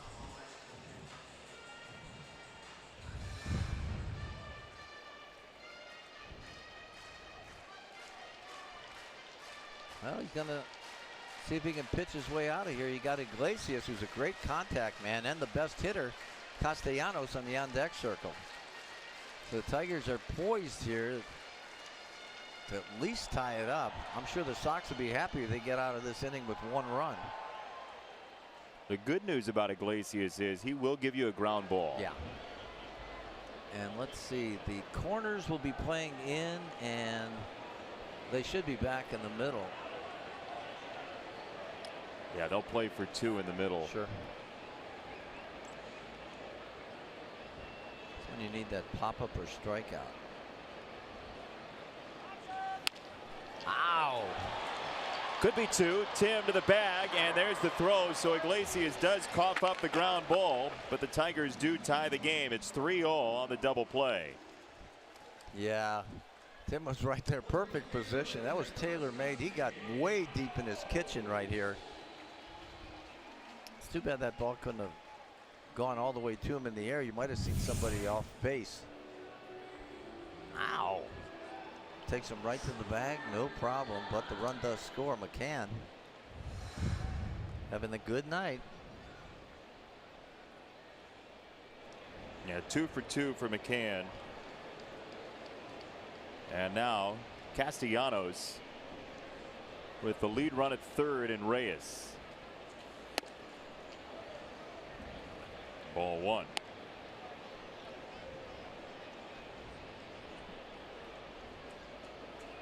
Castellanos now 15 out of 40 against the Sox this year. That's 375. And it looks like he's seeing the pitches pretty well off Ronaldo tonight. You got to maybe go around this guy. Don't let him beat you. Yeah, you could make the argument.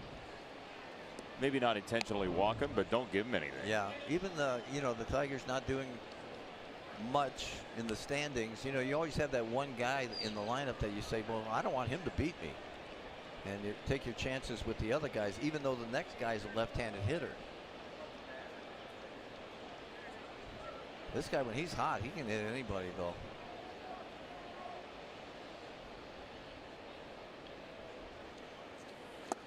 Good pitch. There's that change. I wouldn't mind seeing that one again. Or now go to the fastball up out of the zone. Boy, I'm way out in front.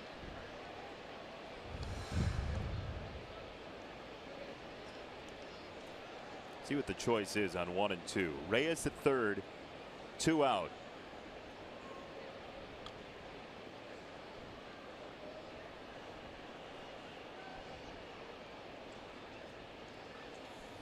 Ooh. Woke him up. Got to pitch inside.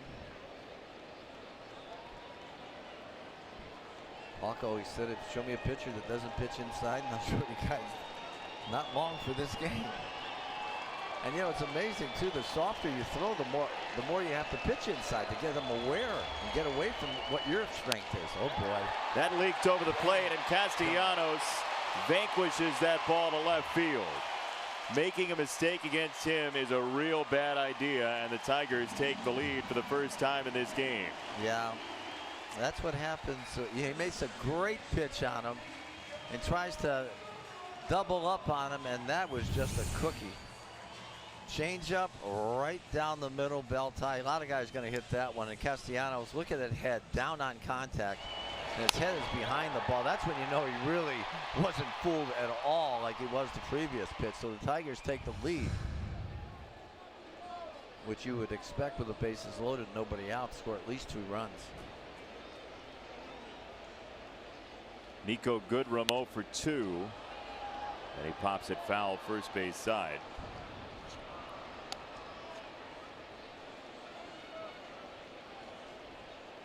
So a single, a walk, a single, double play from Iglesias, and then Castellanos on 2-2 with the hit to give the Tigers the lead.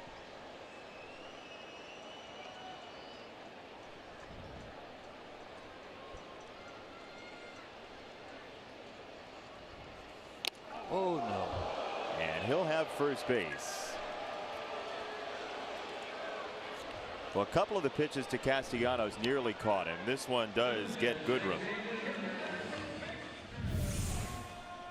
Yeah, setting up inside and just pulled through it a little bit. Looks like he got him on a belt buckle or something. Right above the belt. Yeah.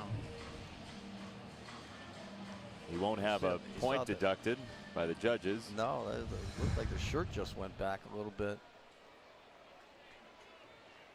Well, any base you can get out of this inning. But a tough hitter in Martinez. Coop either had a real bad experience with the operator there, or he's frustrated about the inning. That was the "I'd like to talk to your supervisor" face. Oops.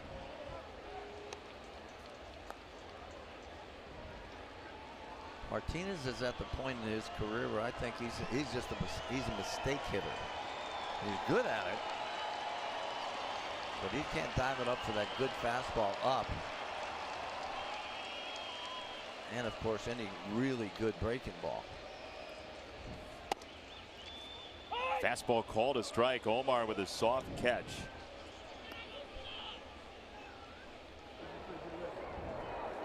This is going to be a game of the bullpens. Genmar Gomez evidently warming up inside somebody's garage.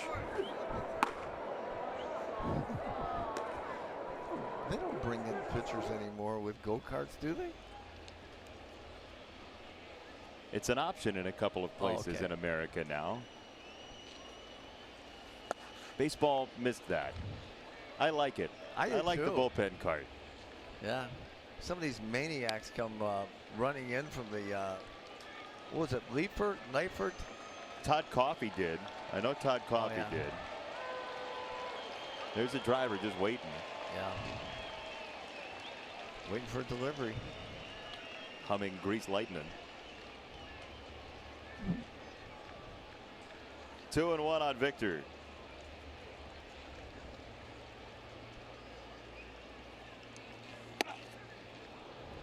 That was close. There's that high fastball. That's where you want to pitch, Victor.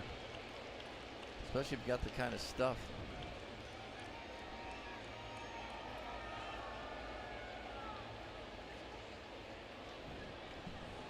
The 3-1. Lopez to Martinez. Castellanos at second. Goodrum at first.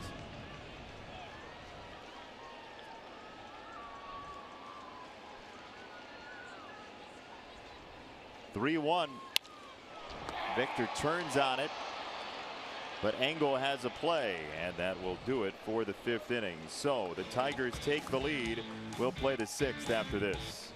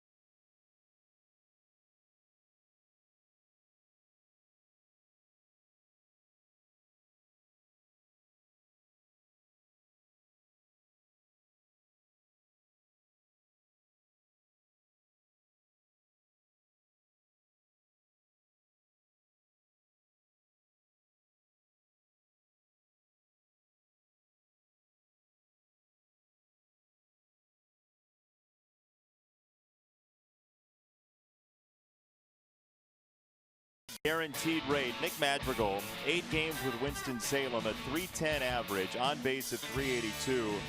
2 strikeouts in 86 minor league at-bats for Madrigal. Wow. Boy, I'd love to see that. If there's one thing that seems to play that carries over from the minors to the majors, it is, at least the numbers say and our eyes say, it's command of the strike zone. Yeah. Yep. You agree? Yeah, command of the strike zone and being a good contact hitter, too.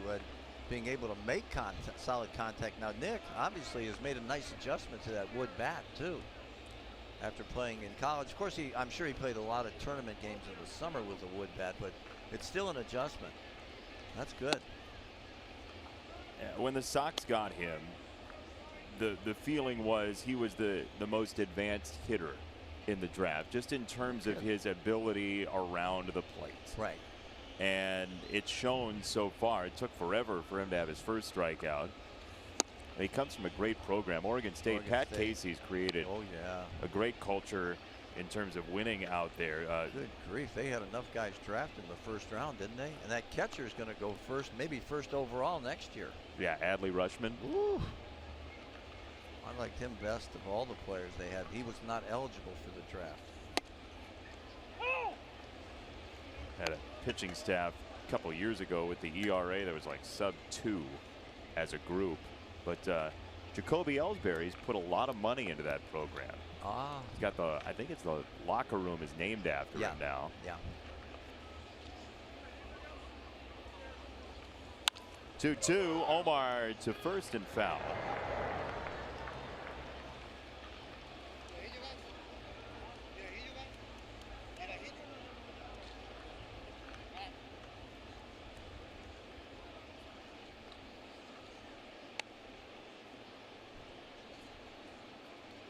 Yeah, Nick is a little guy too, and you think that, you know, everybody wants Altuve. Right, right. It's either Altuve or Eckstein that he gets in terms of comparisons. Well, I'll tell you what, Houston really misses Altuve, don't they? Oh, my goodness. Lord. He fought to not go on the DL. He did not want to go on the DL. Boy, he's been out for quite a while too, and Houston. Well, got swept by Seattle in Houston, 4 games, which is very unusual for them, especially with that pitching staff they have. You shouldn't lose more than 1 or 2. Right.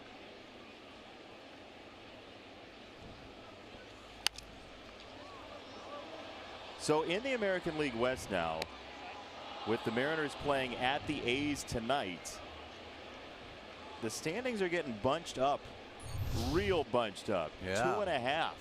Yeah, this is fun right here. Astros are off tonight. And, well, you know, Cano's coming back, too. Yep. Robbie Cano he's still their best hitter. Get up. Castellanos is back there. Yeah. Omar gets it out. That ball carried, and Omar ties the game.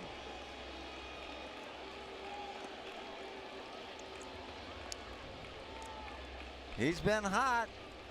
Boy, he got the head of the bat out this time. 4-7-0 for both teams. Let's take a look at the replay. He tried to get inside. Woo, he got his hands in there. Well, Hawk always talks about short arms, especially when you're hitting that inside pitch. And that's exactly what he does here. He got jammed his first time up, but he got the barrel to this one. A great job of hitting, and not a bad pitch by Verhagen. Omar's transformed as a hitter this year. Unbelievable. Unbelievable. He's gone from an out man to, you know, one of the more dangerous guys in that lineup. Yeah, he's, again, and they're not cheapies either. He previously flipped the ball to left field, drop it in, get himself a hit. Now the pull side power is showing up big time. And he's still able to go the other way too. So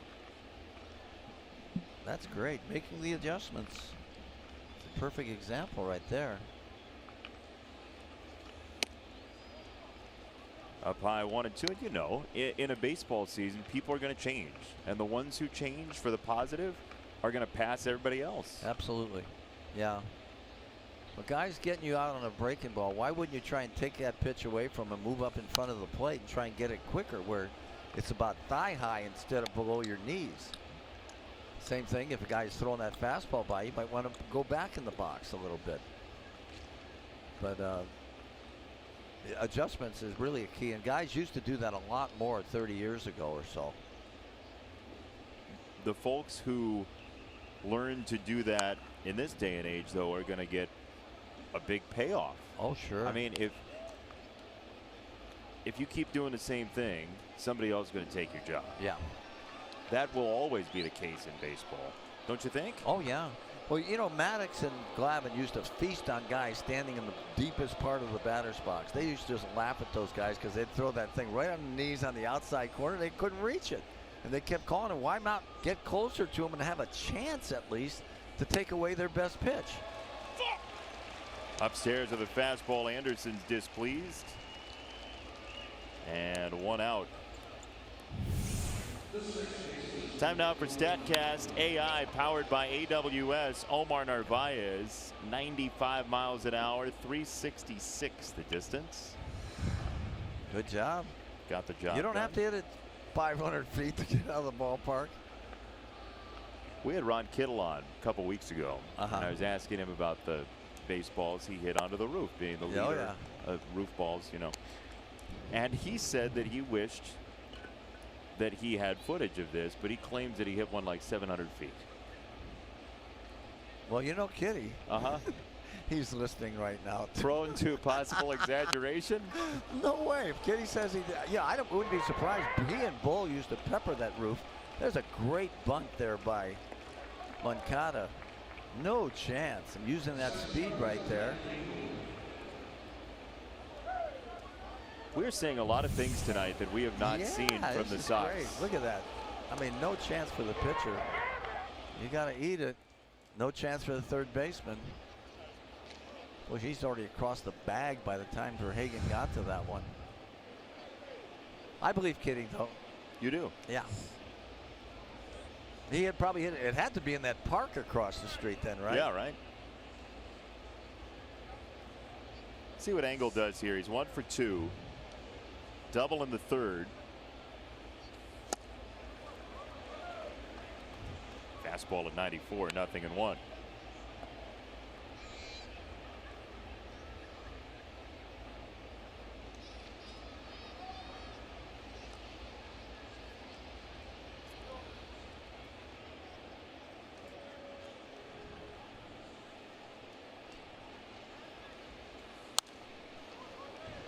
Oh, and 2 for Engel. All right, now you got to get in that protect mode. Fight him off, and the best way that I would suggest to any hitter out there, look fastball away. You might get jammed, but you might get a hit. I don't know. I don't see how guys can possibly guess anything other than fastball on 2 strikes. It's just mind-boggling. They'll take center cut pitches for nope. Check swing, no go. And you hear guys on the TV say, well, you're looking for a changeup there. Why would you look for a changeup? Best batting average in baseball is always going to be against the fastball. That's Tony Gwynn. Well, Tony Gwynn, God rest his soul, you know, he always looked fastball. How'd he turn out? He turned out great. Yeah. One of the best of all time. Great hitters of all time. What a loss he was. Great guy, too. That's strike 3, slider away, and 2 down. This one's just for you, Wimpy. Join us Saturday, September 1st. Sox take on the Boston Red Sox, 6:10 p.m. First 10,000 fans 21 and over get a White Sox adult onesie presented by Budweiser. So you can watch the Sox in ultimate comfort. If you could only see Wimpy looking at the monitor, like examining to see if he'd want one. White Sox fans, this Bud's for you. Get your tickets at whitesox.com today. You got to send me one of those. A onesie? A onesie. 2 down and a throw to first on Moncada. Gets away. Yohan Peels for second. He's there. Look at Could think third. I squealed the brakes. Yeah. Once again with 2 outs. That was a good throw too. You can't risk making the last out at third, but he is in scoring position now.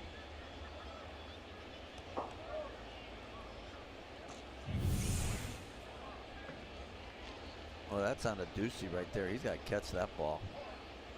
That should be E3.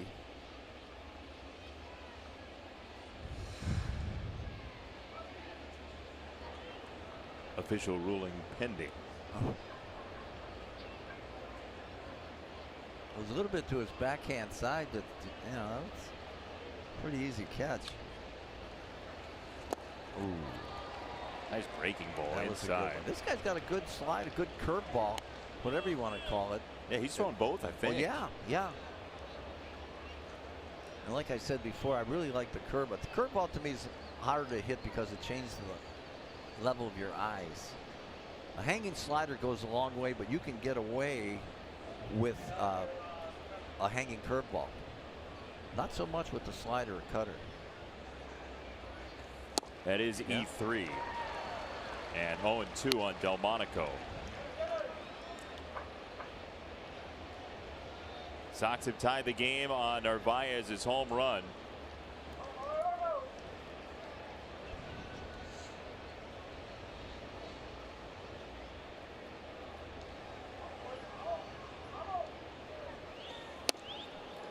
Ooh. Get your attention.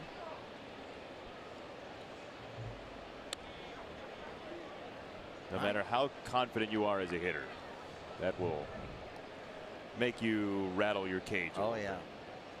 Now he's got him set up for that good breaking ball that he has. He's made some good pitches with that off-speed stuff.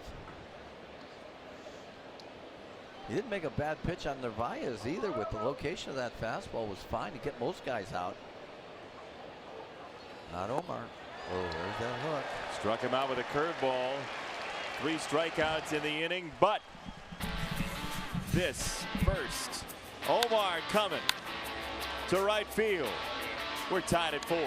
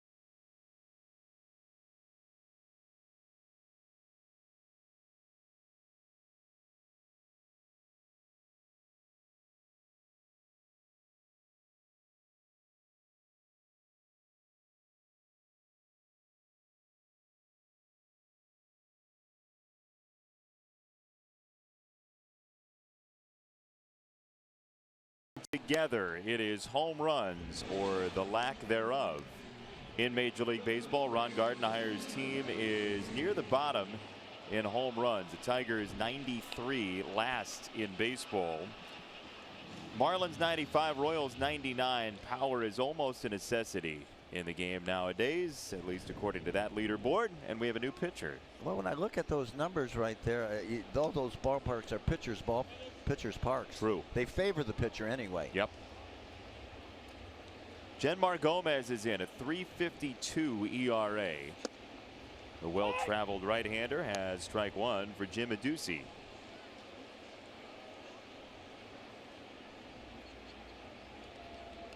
Whose father is a prominent member of the Bulls Sox Academy. Yeah. I know Jimmy, his dad. My brother played in the Brewer organization with him, and look at this. Just dropped it in softly for a leadoff single. He's 1 for 3. All right, here comes Mikey Montook. He's hitting 200. Do you bunt here? I would say. McCann is swinging the bat great. I would say you could argue for it, but they won't. I'm going to say bunts here. You think? For a hit or for the sacrifice? No, for a hit. For a hit. Or if he's more adapted, bunting for a base hit. I like that too. I always, because the worst that can happen is you get the guy to second base and you might have get a chance for a base hit in the process. The only reason I would say maybe you think about not is this game's in the hands of the bullpens. And if you don't believe one run's going to win you the game, you play for the bigger inning. I think you got to play for the one run here. That's fair. We'll see what they do. Yeah. And like I said, well, it depends on the guy in the on-deck circle too. So McCann's swinging it well tonight. I don't know what his overall stuff is. Haven't seen him that much. He's hitting 220, about 230 right now with those couple of hits. But he's a dangerous guy at the plate with power. Not so much for Mikey. He's going to swing and he takes a strike.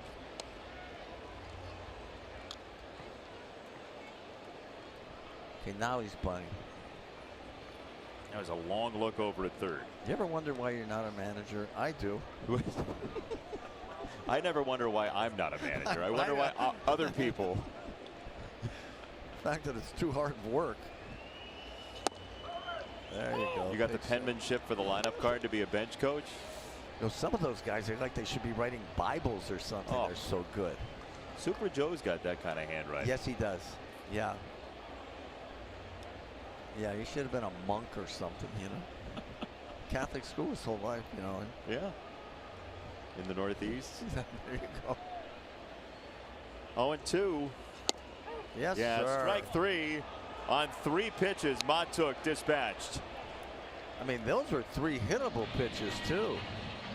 That tells you that he wasn't seeing the ball out of his hand. Ergo, more or less the need to bunt. Well, that one was a little bit outside. But you're right. If you've got a guy after strike 1 who looks perplexed, maybe you change the sign and save yourself the trouble. Yeah, he doesn't look hitterish. How often have you looked hitterish? Very seldom. You got a percentage on that? That's those pitchers. If there was a hall of self-deprecation, Yes. you would have been the first inductee. That's quite a compliment. Yeah, you don't know what to do with it. You No. basically malfunction. No, done. I'll tell you, it just boils down to no respect. Throw to first once But, again. or the old Clint Eastwood line, a man's got to know his limitations. You were a career 282 hitter. I was. Why are you so self-deprecating? Well, it's just more fun that way. Than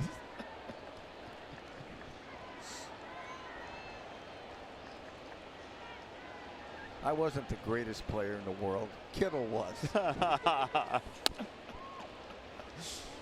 Gomez to McCann. Kitty's wondering why I was laying off on him. Uh-huh. Can you woodwork like he can? Oh, no. Good grief. He could make a house out of bats. Every time there's a ceremony at our ballpark, somebody gets something getting made. You're right. You're right. Congratulations, Jermaine Dye. Here's a log cabin. Already put together, too. No assembly required. No, that's exactly right. Kitty's got it mounted for you. In the middle of the woods. 1-0 on McCann. And he takes a strike from Gomez. Might want that one back. That was a pitch that he's been hitting. That fastball. Pretty much center cut, 91 miles an hour. Unless it had some movement. Or his delivery might be funky to him. It looked like Matuk didn't see the ball at all. Yeah, I was going to say exactly that. That Matuk looked really uncomfortable that hole at bat. Yeah.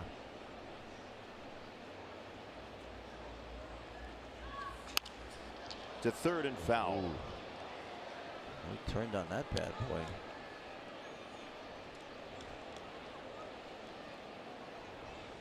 '28-year-old catcher James McCann.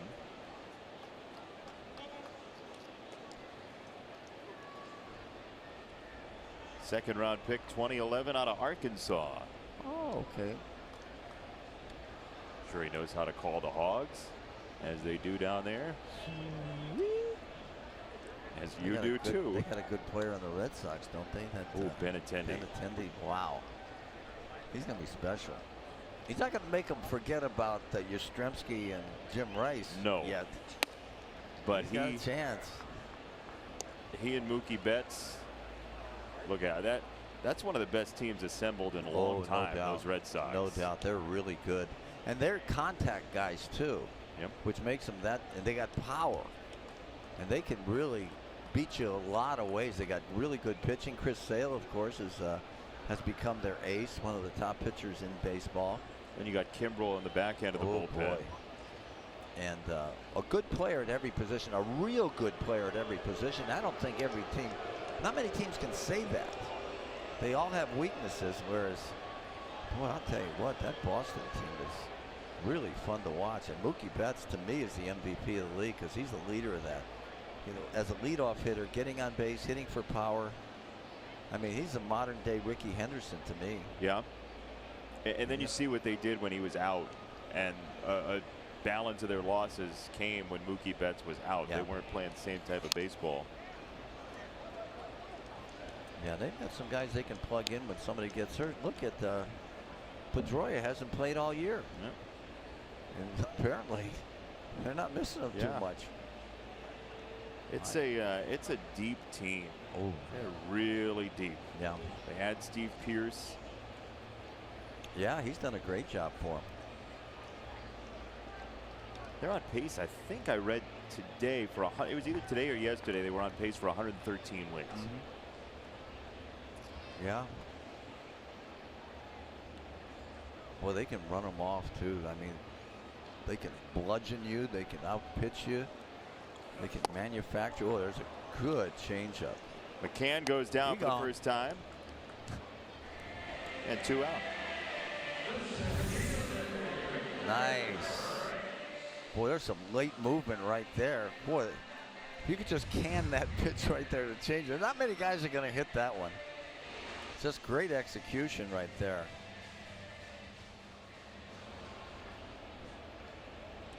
Two down for Reyes. Rule 5 pick on the roster all year for the Tigers in order to keep him.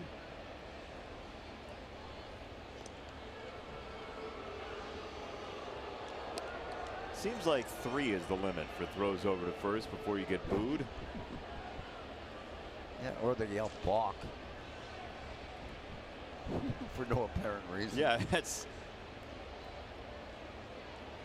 always a staple at the ball game. Love it. Everything's a balk guy. Maybe Nick can call in and tell us what a balk is.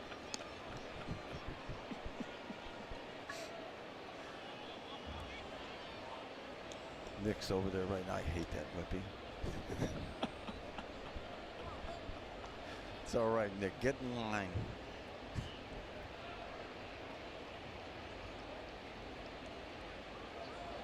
Oh, and 1. Good pitch. Got a strike. Yep.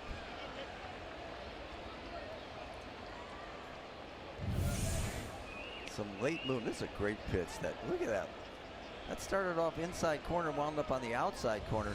Maddox is the guy that invented that one. That swing back pitch. He started at the hip of the left-handed hitter, breaks it over, makes him flinch, and boom, there it is, right on the corner. You got no shot. Oh, amazing. Right-handers had a better chance, I thought, against Maddox because of that pitch. course, there's a guy didn't have a muscle in his body, ate at McDonald's 3 times a day and won 350 games and never missed a start.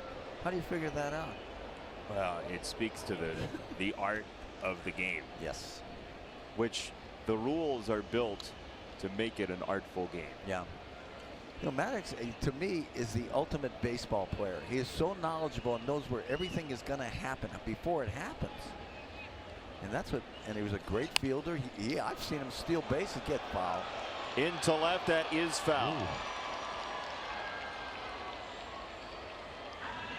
And the only way you get a guy like him is you get him on that first or second pitcher, you're done. And that's when guys go up to the plate now against these really good pitchers. You know, Scherzer. You can't look at a pitch with him. Or, you know, Chris Sale.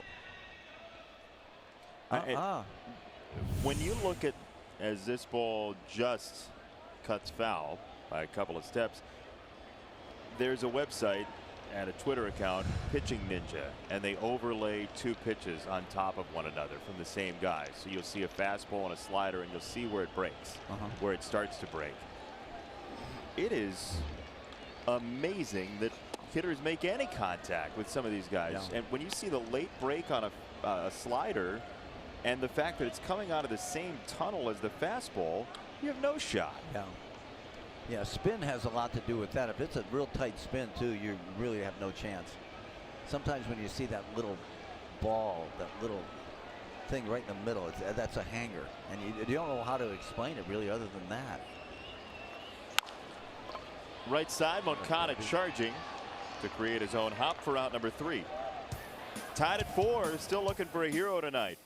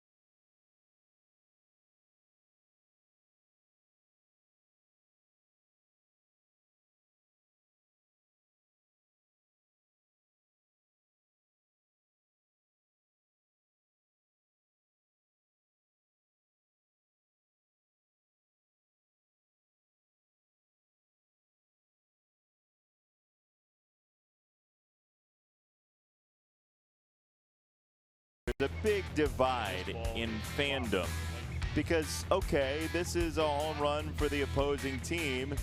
Dad says throw it back. He gets a round of applause. That's positive reinforcement. Right. Okay, so here's a fly ball deep to left. Look It's at the Paul play. Goldschmidt's. This guy, no way, You're man. not throwing it back. I'm door number 2 is my Yeah. pick. You keep it, no matter Yeah, what. that little guy is going to say, Dad, why didn't I do that? I mean, years from now, he's going to say, why didn't I keep that ball? Yeah, I could have had a baseball. Instead, I have nothing. Exactly. A lot of nothing. Always take the baseball over nothing. Lewis Coleman, the new pitcher for the Tigers, Drew Verhagen an inning and a third, 2 hits, 1 earned run, and 3 strikeouts. So Coleman against Yolmer Sanchez. Now, this guy looks like a clone of Verhagen, doesn't he? Big dudes out there. Oh, my goodness. Oh, a little sidearmish. That's not fun to look at. Well, especially for the right-handed hitter, you'd think the lefty would have a pretty good view. but he's going to have some movement. Generally, these guys are sinker ballers. Yeah, you're getting sinker slider here. Ooh, hit To it second hard. base on the screws, but Goodrum is on the case for out number 1. Join us Friday, August 31st. Sox take on the Boston Red Sox for its first park-wide Pride Night in association with Baseball, One Game for All, the team's diversity and inclusion fan campaign. Purchase this specially priced ticket package to get a game ticket, pregame parade pass, and rainbow sunglasses. Visit whitesox.com/pride to get your tickets today. One down for Abreu, who's 0 for 2 with his sac fly.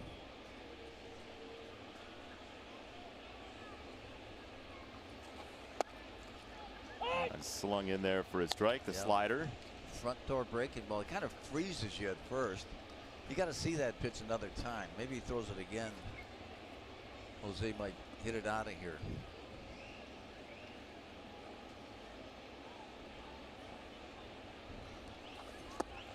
Better one. That was much better. Yeah. Well, You go fastball here, high fastball out of the zone, or are you going to throw another slider? well, you're definitely not going to throw a strike to a guy as dangerous as this, because he can put a point on the board in a hurry. Either bounce it or throw a high fastball. Oh boy, down the Thank middle, and that's a base hit. 2-strike mistake, Yep. and it's a 1-out single. Yep. He threw one slider that snuck him a strike. He threw a great slider, and then middle. Yeah, you can't do that on good hitters. And, you know, he just kind of short-armed that one. It looked like it was kind of tailing in like a fastball should run. But, like you said, it got too much of the plate. And he's a low ball pitcher, and he got that center cut right there. He just muscled that one, actually. There's some ups. Oh, man. Why'd I do that, he's saying. This will drive you nuts. Yeah. This pastime of ours. I'll tell you what, Polka matches up real nicely against this guy. Low ball pitcher, low ball hitter. Let's see what happens. Maybe spin a cement mixer up there. Oh, I hope so. Could end up in Pontiac. Yeah. Or Hamtramck. Hamtramck is like left center, I think. Is that as the crow flies, or do you send another type of bird there? It's a dodo. I think they're extinct, aren't they? Yeah. That's our city bird.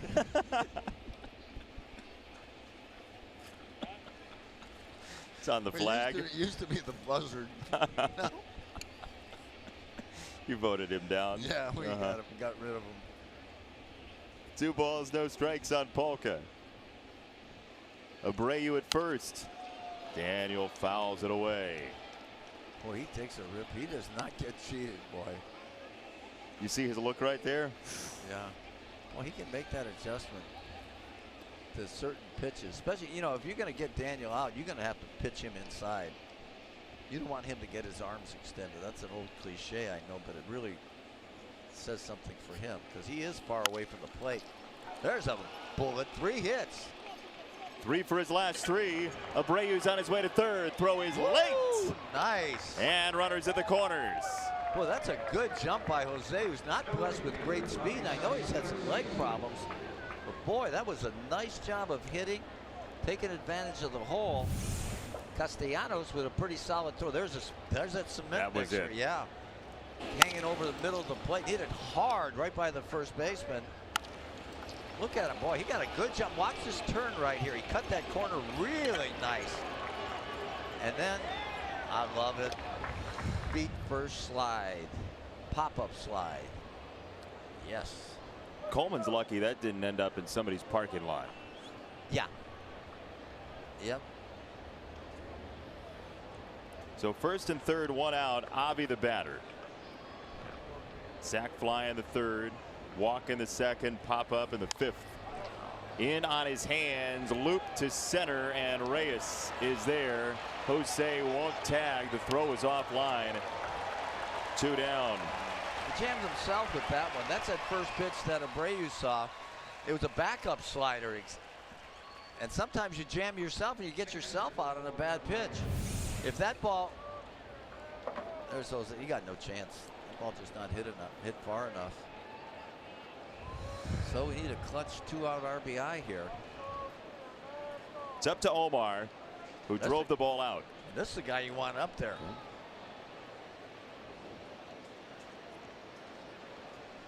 Boy, he's really become a different guy. You see the average near 285.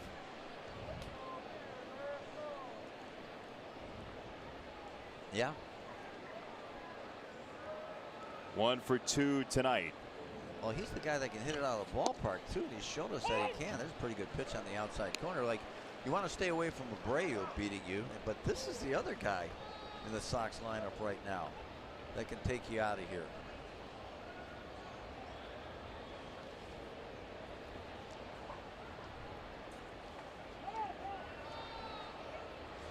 Since June the 7th, a 376 batting average for Omar. That's the best average in Major League Baseball. No question about it. Wow.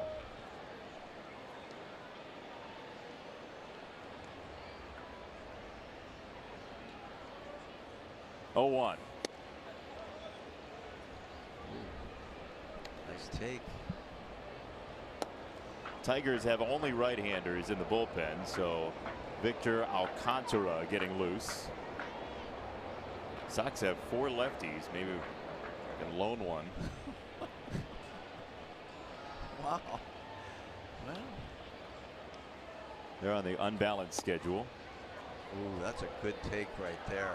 He's another guy that's got great understanding of the strike zone. And that really is helping him in the streak. Look, he's choking up on the bat.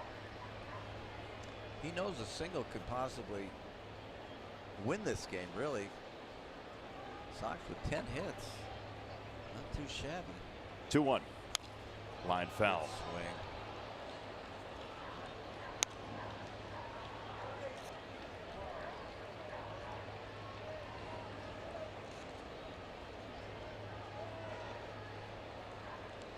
Sox got 3 in the 3rd and 1 in the 6th. Tigers a run in the 3rd, a run in the 4th, 2 more in the 5th.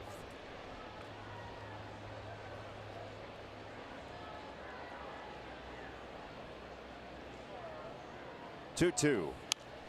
Fouled away again. Well, he went upstairs on that one. See, one of the things that Omar has become a pretty good high ball hitter too in the process of this whole thing. Last year I thought he was a dead low ball hitter. Anything above the waist he really didn't have much of a chance on, but his bat is really quickened up.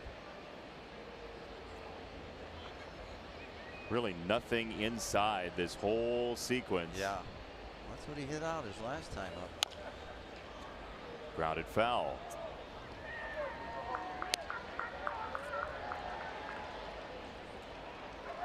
Abreu at 3rd, Polka at 1st.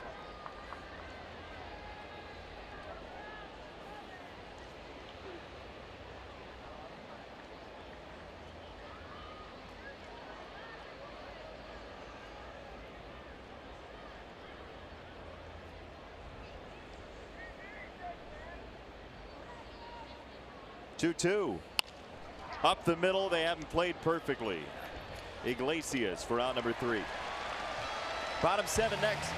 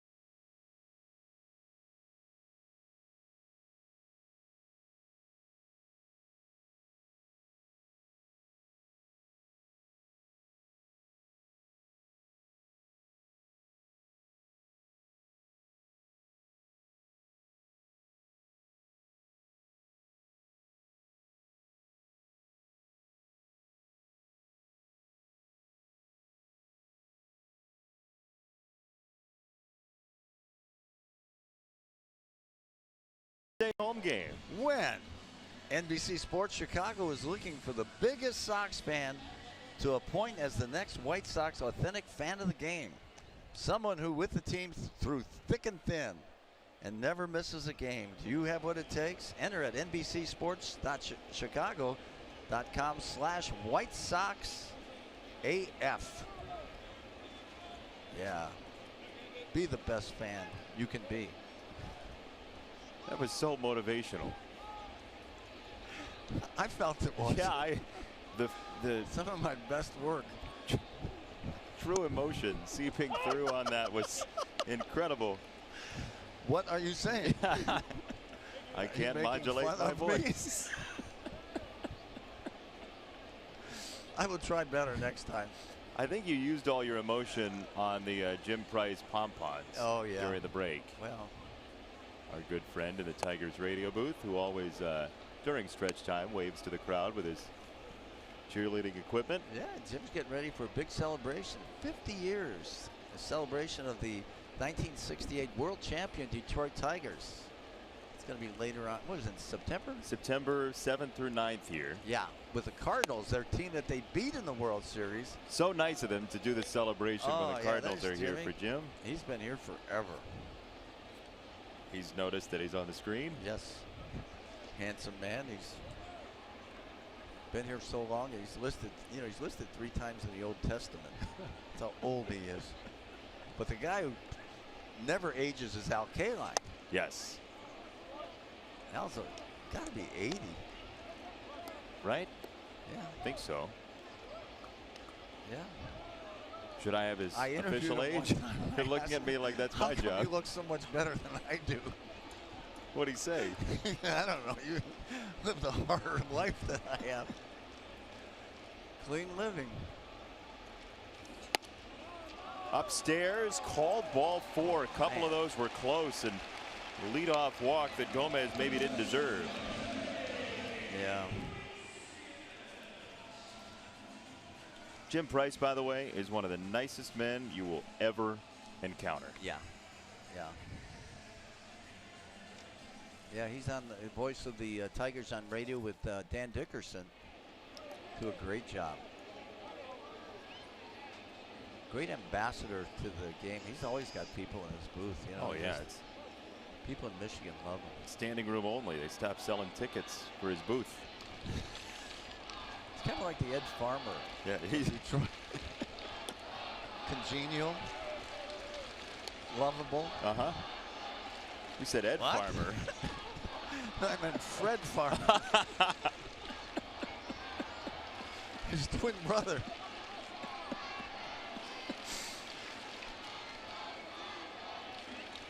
Al Kaline, by the way, 83 years old. Oh boy. Yeah. Wow. He can still wear his Tiger uniform in the 60s. I guarantee you that. 22 Mickey years. Lolich, I'm not so sure. You don't think? No, or Denny McClain? Nah. I saw Denny a couple of years ago. That would have been a stretch. Yeah. But that season, 31 wins. Oh my Lord. That'll never happen again. No, and that's in an era when it's you and the other pitcher. Sure. It wasn't bullpen time. It was me and you. Let's go. Well, and you're also in 4-man rotation, so you got a few more starts. You had 5 or 6 at least more starts, and of course preventing injury. Of course, he said his arm was killing him the whole year. Denny did. He's killing everybody else too. Yeah, too. Yeah, and Mickey Lolich. If you ask the hitters, he was tougher. He had more movement on his pitches than Denny, but Denny could really spot that fastball, which made him a great pitcher. 1-1 to Iglesias, who got the Sox a double play last time. How'd they let Al Kaline finish at 399 home runs? I know. How'd that happen? I don't know. That's hard to believe, isn't it? Well, maybe. I bet you Al didn't care. Somebody should have cared for him. Yeah. Incidentally, Baby Hawk tells us that McClain had 41 starts that year, which is very, very. Oops, that's foul. But I'm interested. I think Wilbur Wood may have had more starts than anybody in this season. Remember when he was pitching every other day Oh, for yeah. the Sox? He was Chuck Tanner was the manager. both ends of the doubleheader. Yeah. Did he like start 50 games? Am I crazy in thinking that? It sounds right. Baby Hawk, jump on that, will you? Let's check. 49 in 1972. That's crazy. That's twice as many as most guys. 48 the next year. Oh my Lord. Well, you know, he would have kept doing it, but Ron LaFleur broke his ankle with the line drive. Pop to short. Anderson is there, and one gone. Time now for Built for Baseball, brought to you by T-Mobile, which would have been Wilbur Wood, but T-Mobile didn't exist in 72. So instead, we feature Nicholas Castellanos. Boy, he's on everything. Boy, breaking ball, fastball. Got to keep him in the ballpark. He's the one guy in this Tiger lineup. You can't let him beat you tonight, especially, because he's hot. Wilbur Wood, that year that you're talking about, in 1972, 49 starts. He faced 1,490 batters. He had a 2.51 ERA, and he didn't win the Cy Young Award. Gaylord Perry won the Cy Young Award. When he was, Gaylord was with Cleveland? Cleveland. Yeah. In 72, had a 1.92 ERA. 29 complete games. Gaylord did? Uh-huh. He had 24 wins, and he completed 29 games. Unbelievable. Boy, those guys, they put in some innings, didn't they? Ooh, that was good pitching on the hands. I was listening to a story where one guy was telling me about that 16-inning game that Juan Marichal pitched against Warren Spahn. And the manager of the Giants at the time, I can't think of his name, wanted to take Marichal out. He says, "You're crazy. That guy's 15 years older than me. I'm not coming out. The next game is over till he goes out, maybe." I mean, 16 innings. That's amazing. And I think Warren was in his late 40s when he did that. He was definitely at the tail end. Yeah. Boy, Marichal, he was something too. Good pitch. Tried to tuck it in inside, couldn't get the swing. 2-1.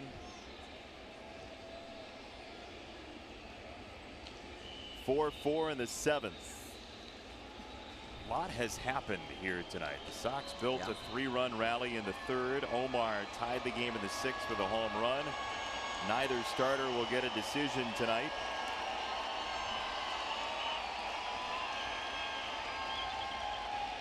Two and one on a tough batter. Castellanos, left field. Polka at the wall. It is gone. It's a 4-for-4 night for Nicholas Castellanos. He continues to torment the Sox.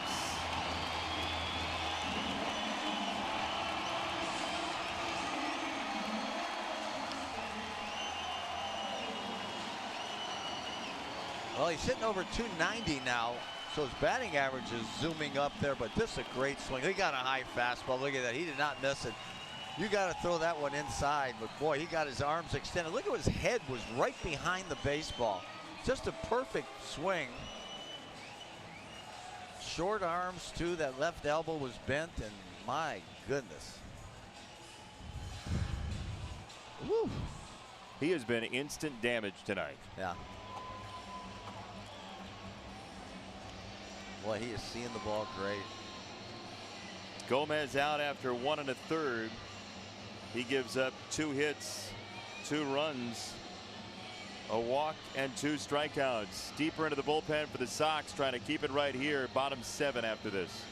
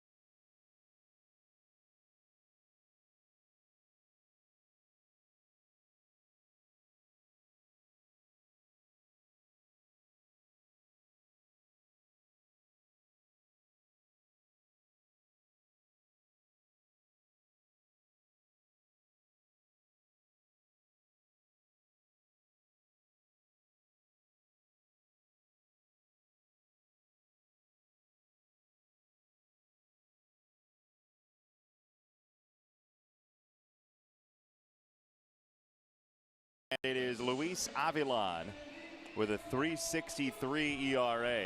He comes in for his 54th appearance in 2018. Very oft-used left-hander.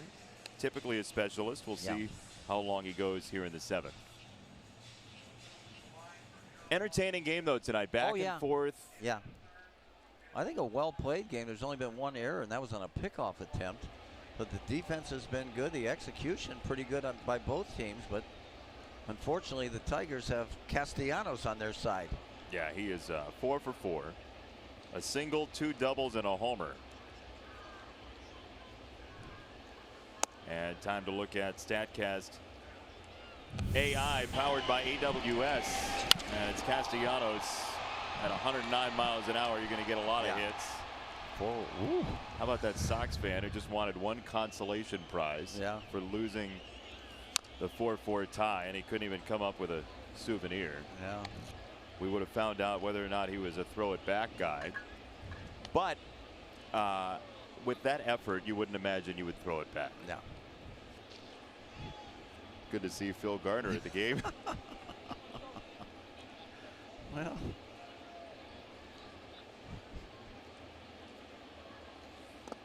Oh, that's a good pitch. He went around 1-2 on Goodrum, who was hit by a pitch in the 5th. Yeah, Avilan's got good breaking stuff. Not overpowering, as you said. But that changeup and off-speed stuff will work on a right-hander hitter as well as a lefty.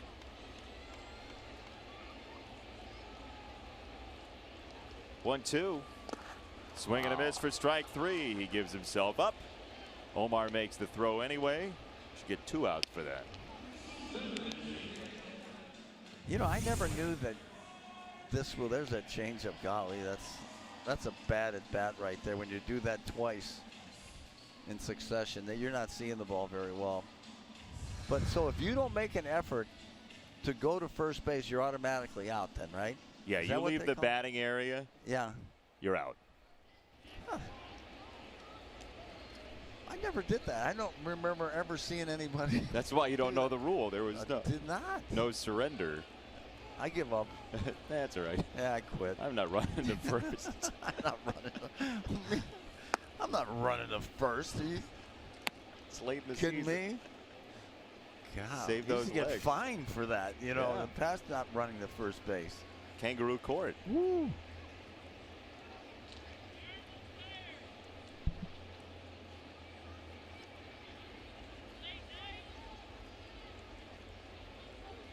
Avilan to Victor Martinez, who spins around and goes right-handed. Sox in the 8th will bring up Anderson, Moncada, and Engel against the Tigers bullpen.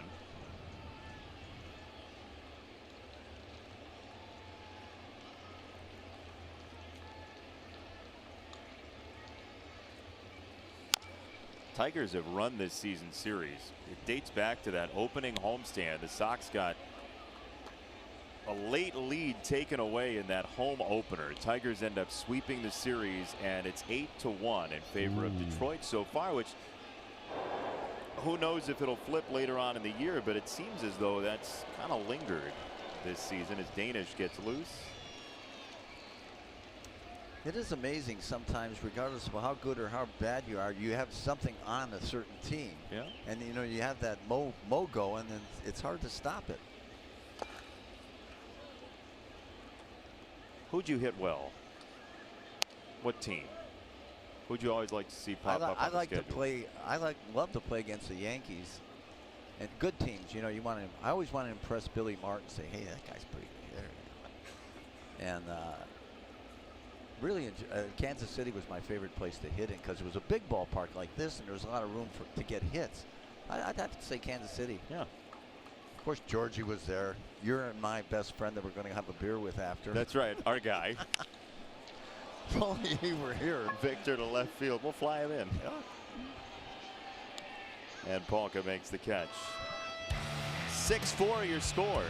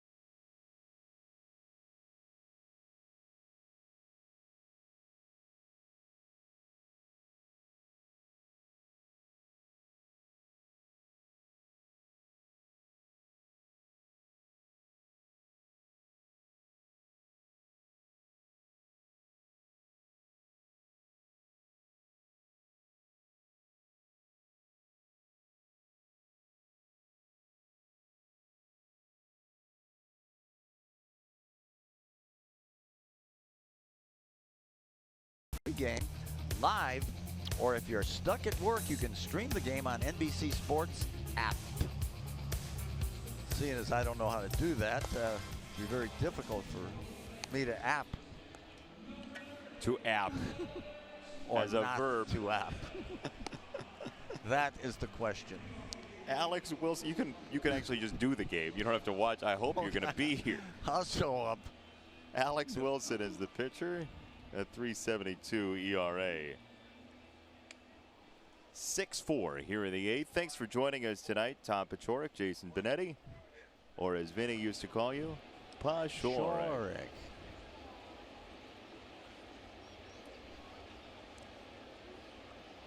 Tim 0 for 3. Timmy.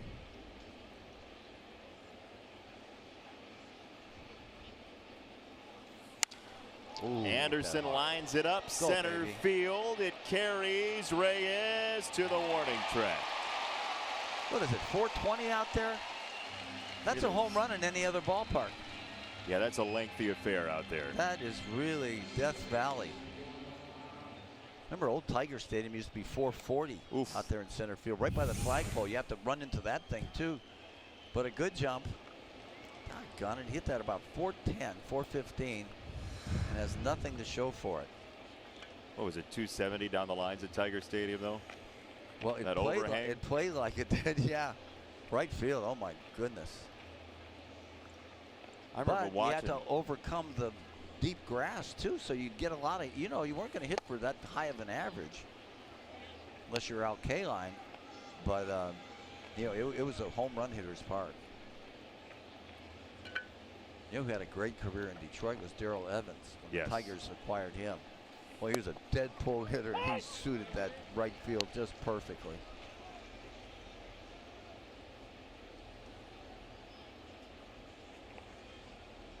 Played with Darrell with the Braves. Did you? Mm-hmm. What was he like? Great guy. I don't remember playing with any bad guys. Really? Yeah. Come on. I always liked all my teammates. I don't know if they liked me or not, but, good guys. From everywhere, all across the world now, of course. Well, that's the fun of this game. Yeah. Oh, yeah.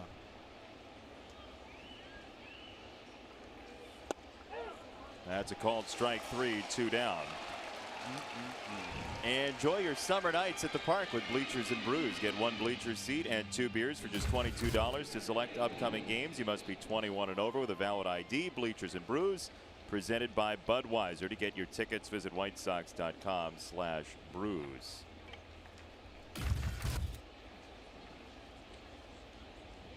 You learn very quickly in this game if you can't make friends with a lot of types of people, you're going to be the outcast in a clubhouse, wouldn't you say? Oh, yeah, absolutely.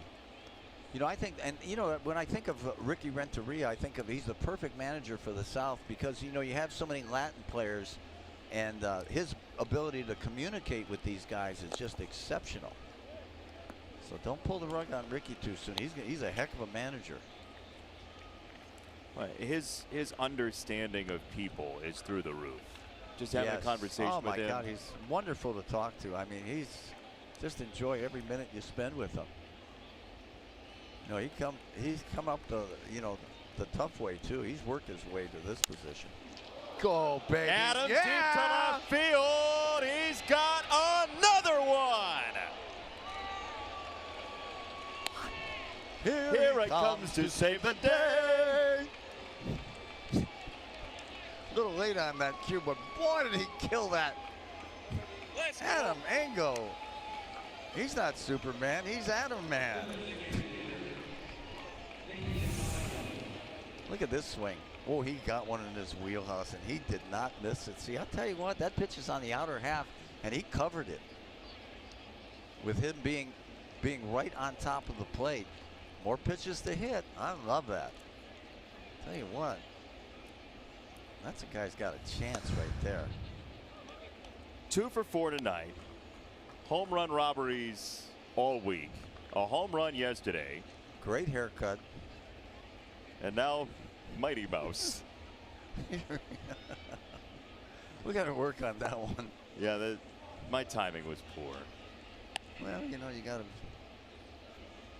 don't have the experience I have of making a fool of yourself, see?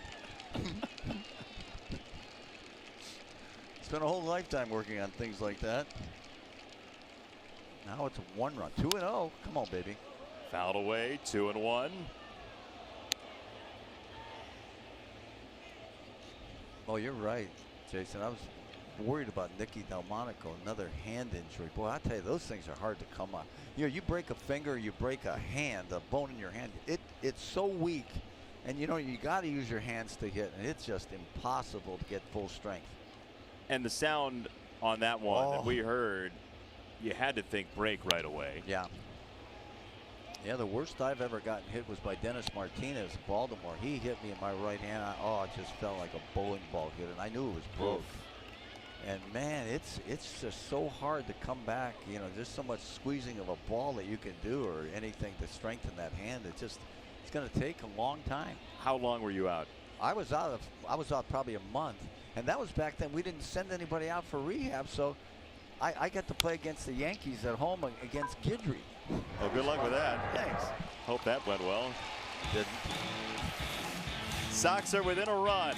Adam Engel deep to left. He's turning it on at 6-5.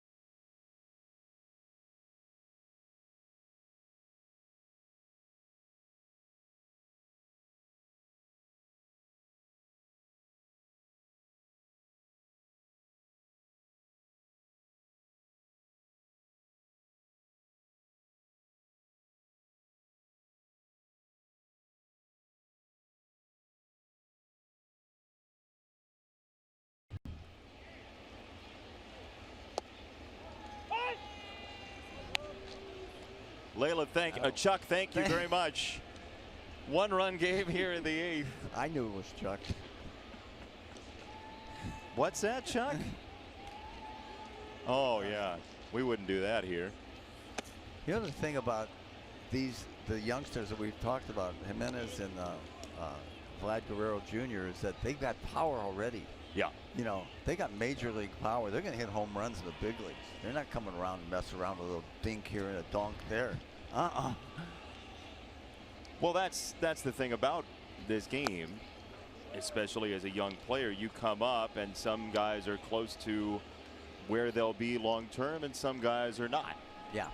And the path is sort of the fun of it. Right. Yeah, these guys are there. That's going to be fun.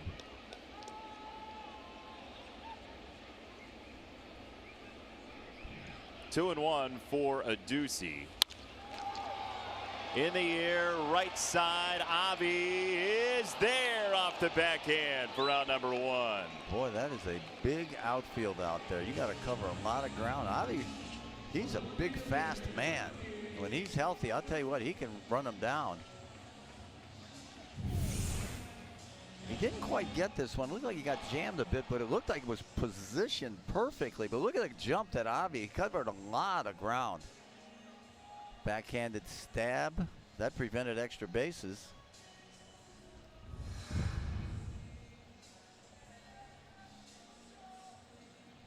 It's a lot of ground he just covered. Hey, MLB.TV, now available at a lower price, $49.99. Watch every out-of-market regular season game, plus get a free subscription to MLB at Bat Premium. Blackout and other restrictions apply. Visit MLB.TV to take advantage of this special offer. Let's see. Ricky says, I'm going to go ahead and make the change. So Juan Minaya, who's been loosening up. Luis Avilan goes 1 inning and gets 1 strikeout, and that's pretty much it. Minaya will join us when we come back.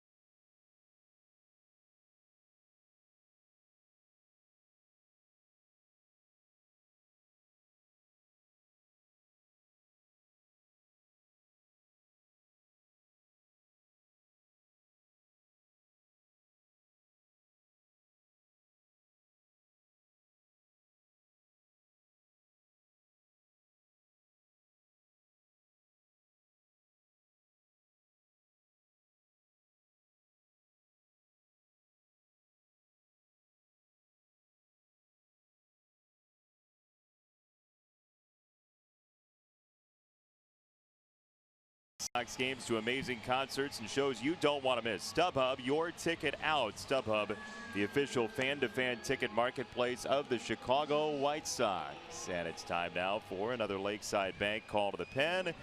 Juan Minaya fields the call. He's on to face Matuk and McCann. He's got a 355. He's coming up from AAA Charlotte. 20 hits in 25 1/3. Actually more walks than hits so far, and that's why the opponent's average at 206. Yeah, he can strike you out though.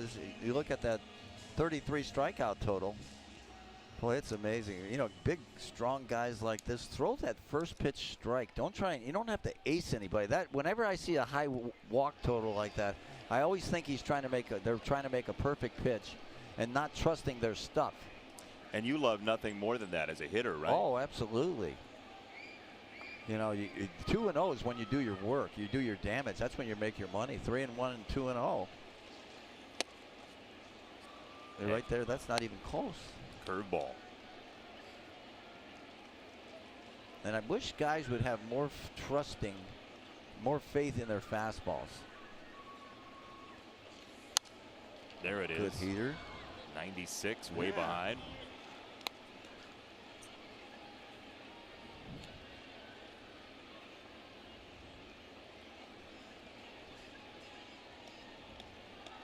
Ball and a strike on Mikey Matuk, who hit 251 with 12 doubles, 11 home runs in AAA in lovely Toledo. With Jamie Farr's favorite team, the Mud Hens. Yeah, they've been there forever, haven't they? The Detroit. That and in spring training. Lakeland. Longest running streak by any team. 2-2 on Matuk. The Sox in the 9th, if you're looking ahead. Why wouldn't you? Yolmer Sanchez, Jose Abreu, Daniel Palka. Ooh. I like the chances.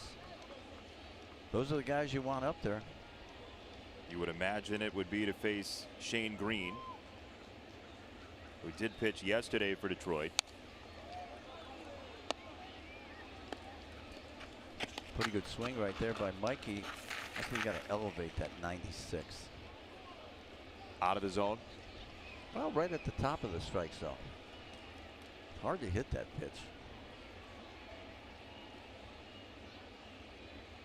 Manaya's got that splitter available too. There it is.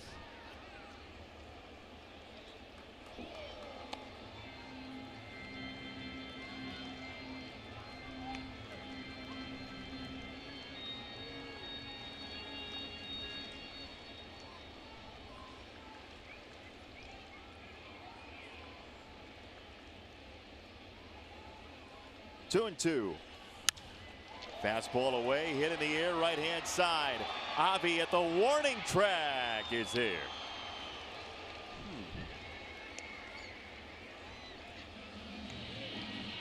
It's more plate coverage than you'd expect. Yeah. Well, that was a good at bat right there by Matuk. This park is playing. Of course, it's 345 down the left field line, 330 to right, so it's much bigger than Tiger Stadium. And especially in the gaps, boy, I'll tell you what, you got to hit it a ton to hit it out there where those monuments are. Yeah, there's a reason they're 10th in the league in doubles and 30th in home runs. Right, yeah. Yeah, just the structure.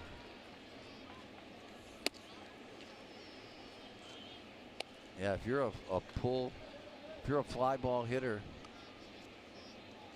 I mean, this is a tough place to hit for you. You got to, the Alan Trammels of the world, the ones that would make a nice living here. Oh, yeah.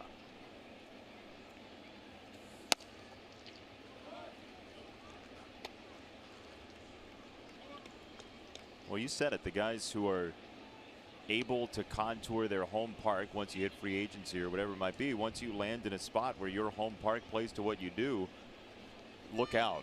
You know, that's an interesting point, because the Dodgers, when they acquired Manny Machado from the Orioles, he went from a maybe the greatest hitter's park in the world, to Dodger Stadium, which is a pitcher's orient. Oh my. That'll wake you up. McCann feeling sorry for his counterpart, Omar. Golly. Whew.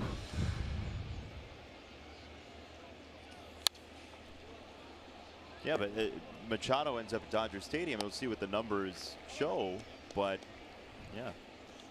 Boy, you'd have to drag me out of Baltimore. I don't care if we won 40 games. That place is a paradise to hit in. I mean, ball jumps into short fences. And left field, I mean. Oh, my gosh. Right field, too, anywhere.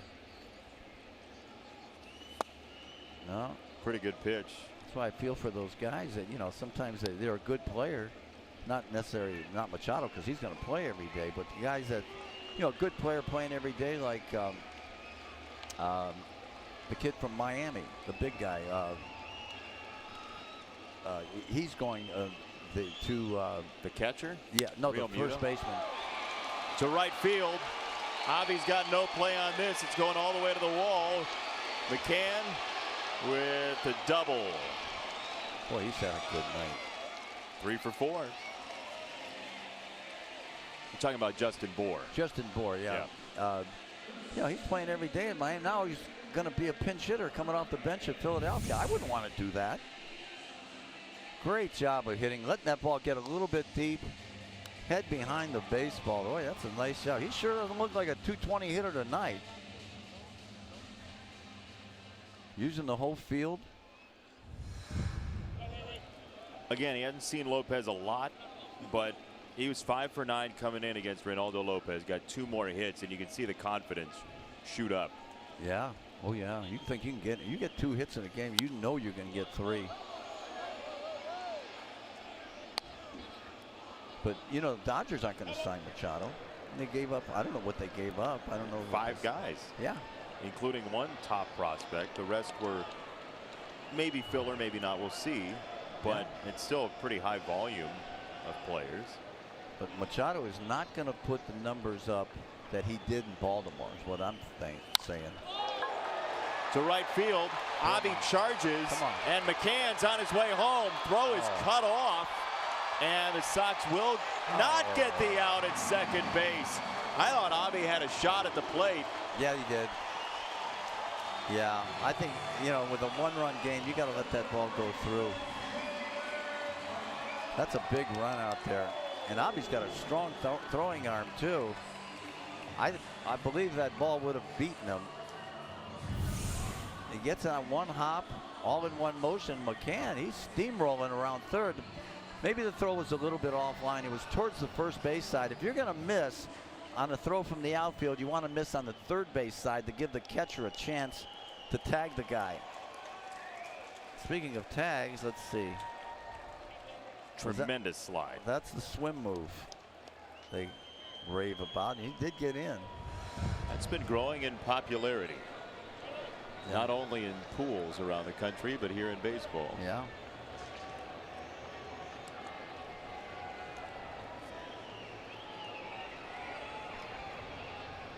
So Reyes gets the RBI. He's into second. And Candelario takes ball one. Huge insurance run with Abreu and Polka following Sanchez in the ninth. Yeah.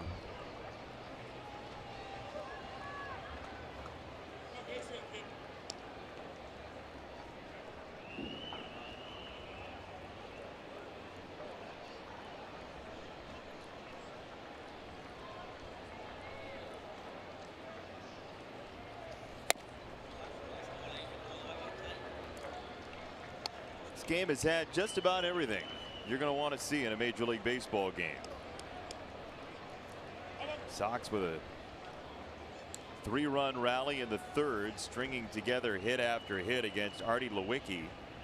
Then home runs from Narvaez and Engel. Yeah. Well, 11 hits for both teams, so both teams have been swinging the bat pretty well tonight.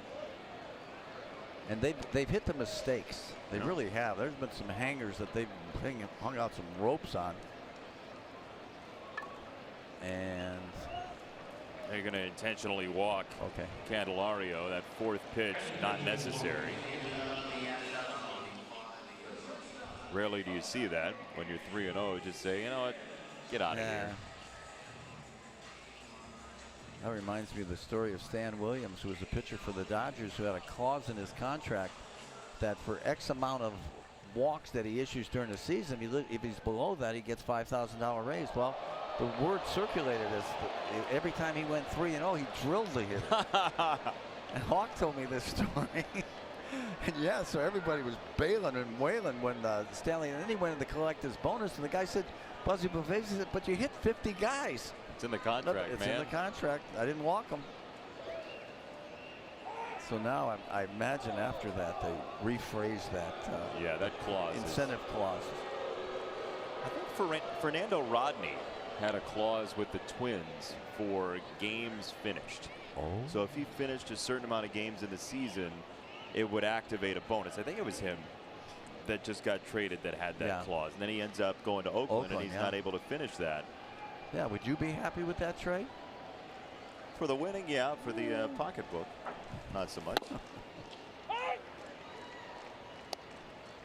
don't know. I think a lot of guys are, got to pick up and leave. And, you're going to be a utility guy when you were a regular. Yeah, you were talking about Bohr. It's a tough deal. Yeah. You go from Miami to Philadelphia. If you like Cheese Whiz. Not me. And as we were talking too, I was, comparing that to myself in '81. I was 35 years old, having the best year of my career in Seattle. I'm glad they weren't doing that stuff back then, because I'm a prime candidate to be that extra guy off the bench. And once the season ends, I get a pink slip in the mail saying, "Hey, thanks a lot. Don't need you anymore." No, there's a lot to be said about being a big fish in a little pond. Well, you play this game to play. Absolutely. You want to play. You don't want to watch. Hey, I'm going to be part of the winning, man. Is that how all the bench players talk? No. I don't want guys like that on my team. You don't want people who say, I want to be part of a winner. Yeah, I don't know. Yeah, if I'm playing, I want to be part of a winner. Well, you asked earlier if I ever think about why I'm not or you're not a manager. I know why you're not a general manager. Because the guys who say, I want to be part of a winning team are not welcome in your clubhouse. Yeah. You're out today. I'm leaving. Yeah, I'm not playing. 2-2. Fouled off his body, and a nice catch by Chris Guccione. Well, you know, back then we're talking about hundreds of dollars. Now we're talking about millions of dollars.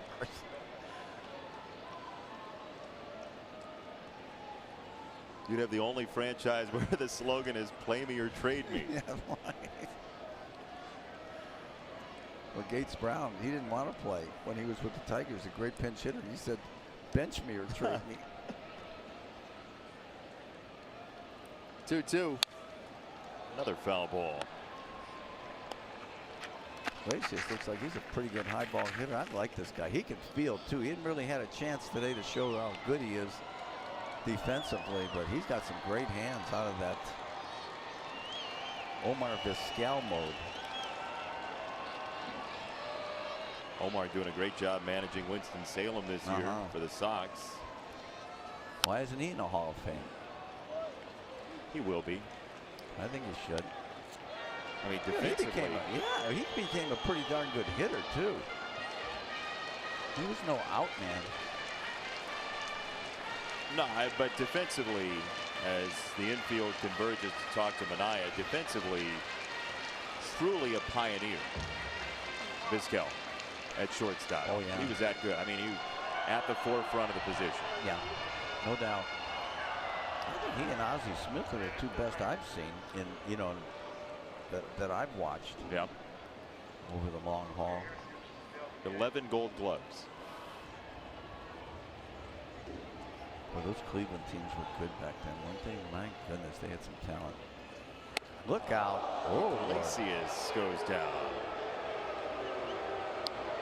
Wow. Took it to church right there at 3-2.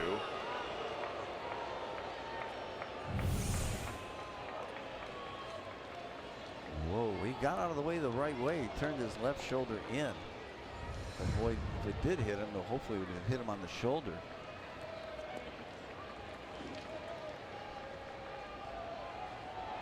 See, if he's diving into that ball, he's right on top of the plate. See, it's easier to get away from the pitch. You're diving, you're helpless. Upstairs, ball 4, bases loaded.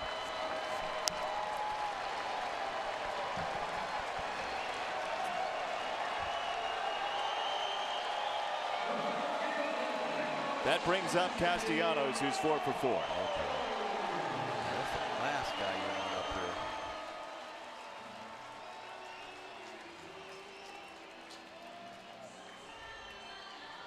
Wonder how many times Nicholas has gotten 5 hits in a game. Great opportunity here.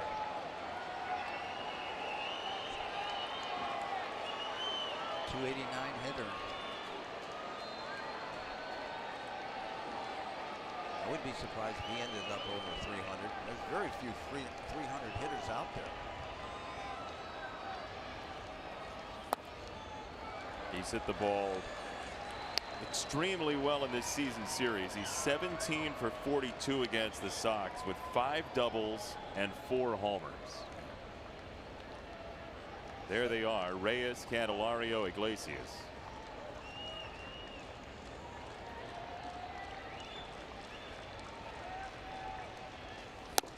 Two and 0. So he tried to make 2 perfect pitches right there. Missed badly on both of them. Well, you talk about being in a catbird seat, feeling good about yourself, thinking, I got 1 pitch to look for, 1 location, and if he throws it there, I'm going to kill him. Yep. Really simplifies matters. Oh, yeah. A lot easier hitting 2-0 than it is 0-2. That's... Here she is. Oh, boy. Right up the middle. Moncada has it go under his glove, and the Tigers have busted it wide open behind Castellanos at 5 for 5. Shoot, he might drive in 100 runs, too. He's up to 64. First career 5-hit game. It's not easy getting 5 hits. 5 RBIs, too. Wow. Yeah, Iglesias, the perfect guy to have in front of him if he's going to give you that kind of at bat. Yeah. Man, just got to get on for him. He's the guy.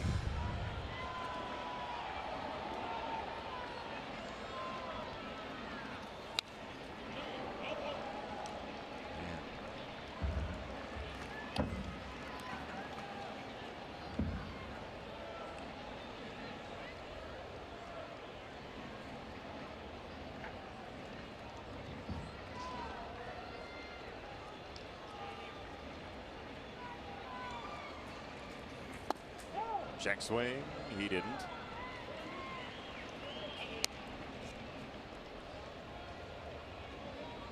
Now the question is, will the Tigers even deploy their closer, Shane Green? Probably not, unless he hasn't had any work lately.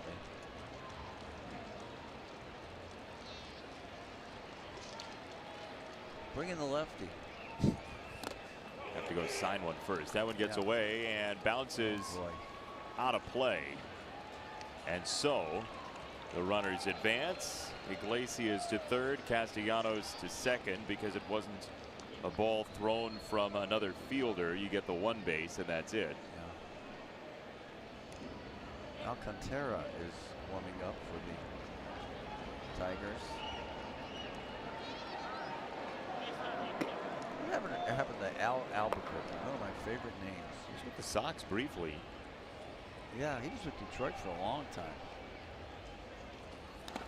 I don't know where he ended up.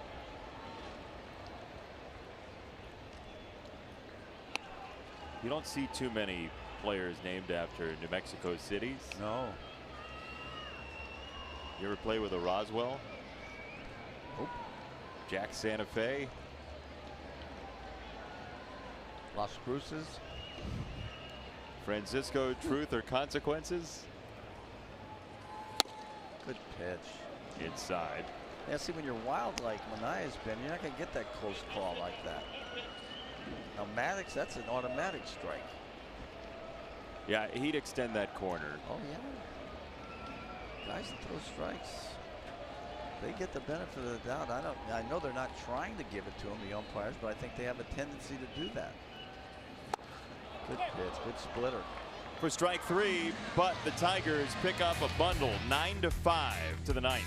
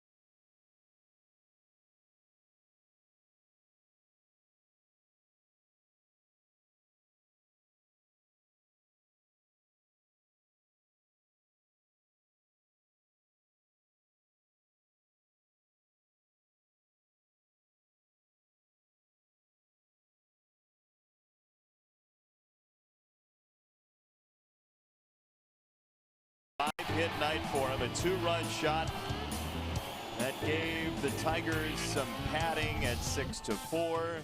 In the 8th inning, they got 3 more, thanks in part to him as well. And now the Sox have climbing against Victor Alcantara. You have a cereal box to be on. Alcantara will face Sanchez, Abreu, and Polka. 11 games, 11 hits in 13 2/3. Nice start to the year for Alcantara. Oh boy. We'll see what resistance he provides the Sox. Second year major leaguer in Detroit, game number 18 of his major league career.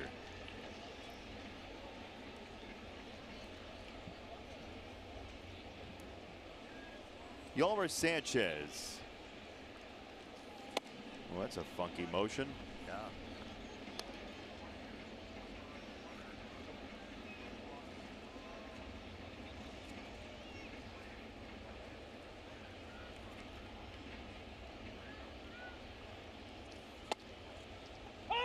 That was in the same spot, maybe a little bit more outside, and got the strike.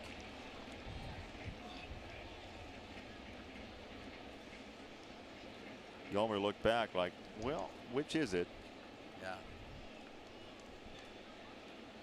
And Chris Guccione, for the most part, has had a nice night behind he's the had a plate. good- I think he's done a nice job. He's been inconspicuous. That means the umpire's done a good job.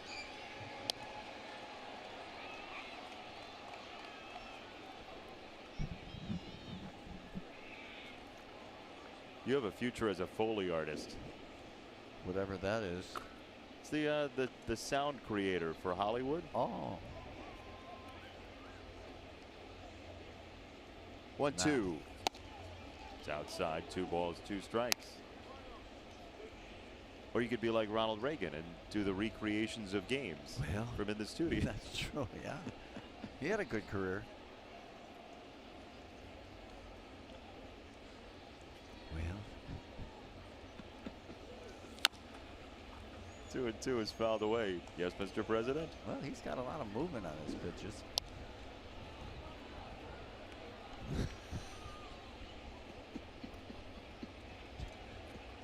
I know. 2 balls and 2 strikes on Sanchez. Alcantara with a long look in. Oh, that's nasty. Boy, that changeup Oh, I went could see. every way. Woo! Have to check the grip on that one. That might have been a split finger pitch, but that was filthy. I can see why he's got that 0.66 ERA based on that one pitch right there.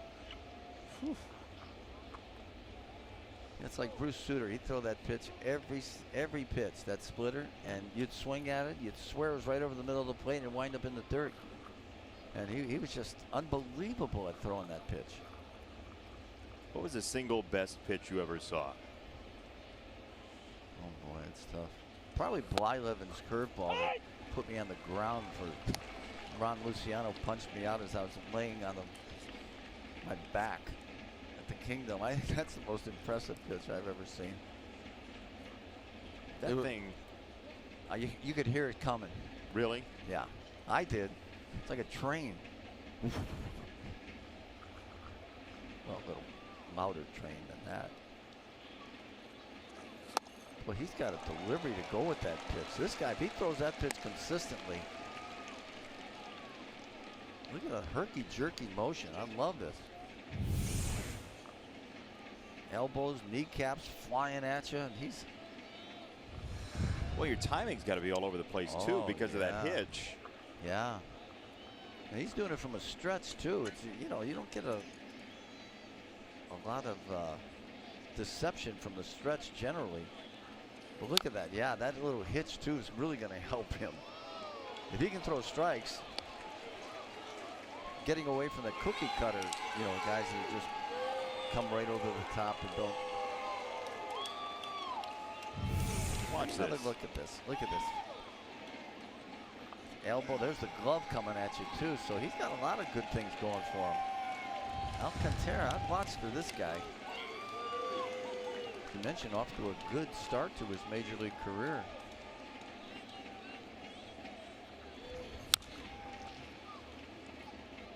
None of those swings were comfortable swings in these first 2 at-bats. Nope.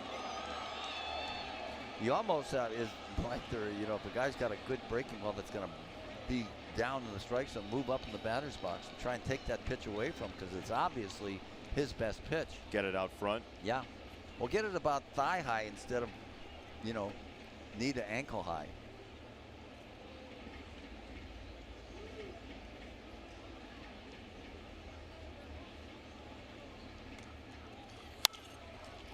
That ball was up, Yeah. and the first one that stayed up really to Jose. You wonder what kind of look guys get on him the second and third time they see him, if there's improvement there. That'd be interesting to see. Of course, he's not going to, you know, if he's a reliever, he's not only going to face that guy once. Yeah. Say he's in division for 3-4 years. Yeah. Well, you might get a better idea of that pitch, but I really don't doubt if you can throw that thing with that degree of relief. And he got away with a hanger that time. That might have been the best pitch to hit in the whole sequence. Yeah. Oh, for sure. 2 down, and here's what we'll see tomorrow. Lucas Giolito against the left-hander Blaine Hardy. Lucas has thrown it better of late. Although the Yankees got to him last time out, Lucas has improved in the second half of the year, and he'll face Hardy.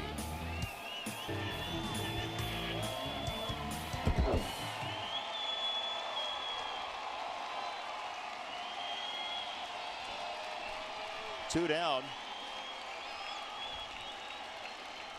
Daniel Palka, 3 for 4. He takes a strike.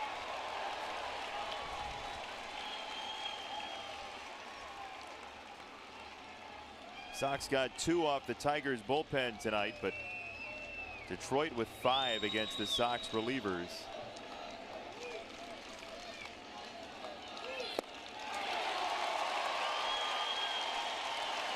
Think that's a splitter? Yeah. I would guess. Looks like it. Yeah, it looks like a fastball coming up there. That's what makes a great splitter. And then just dive bombs. 0-2.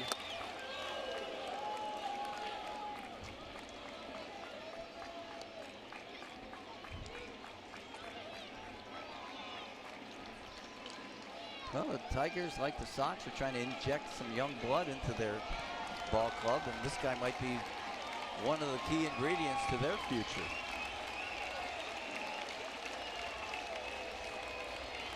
There's a lot to like there. Oh, yeah. 1 and 2. Wow. He got him. Yes, he did. Boy, he just froze him. First time seeing this guy's awfully tough. Oh, my goodness. He strikes out the side to win the game for the Tigers, 9-5. Wimpy, it was a pleasure. Thanks, Chase. We'll see you tomorrow, huh? Sounds good. Same time. We will be here. Better results. So, you know, a lot of good things happened today. Adam Engel hit a homer. Nevaez continued his good hitting, and a real good manufacture inning for the Sox, too. Something to build on, I think, for the future. I agree with you. Third inning, got 3 runs. Tigers had too much, though. 9-5 your final. For our producer, Denny Blunt, our director, Todd Benjaminson, the associate producer, Dave Ross, our technical manager, Mark Harper, our executive producer, Greg Bowman, and our entire wonderful NBC Sports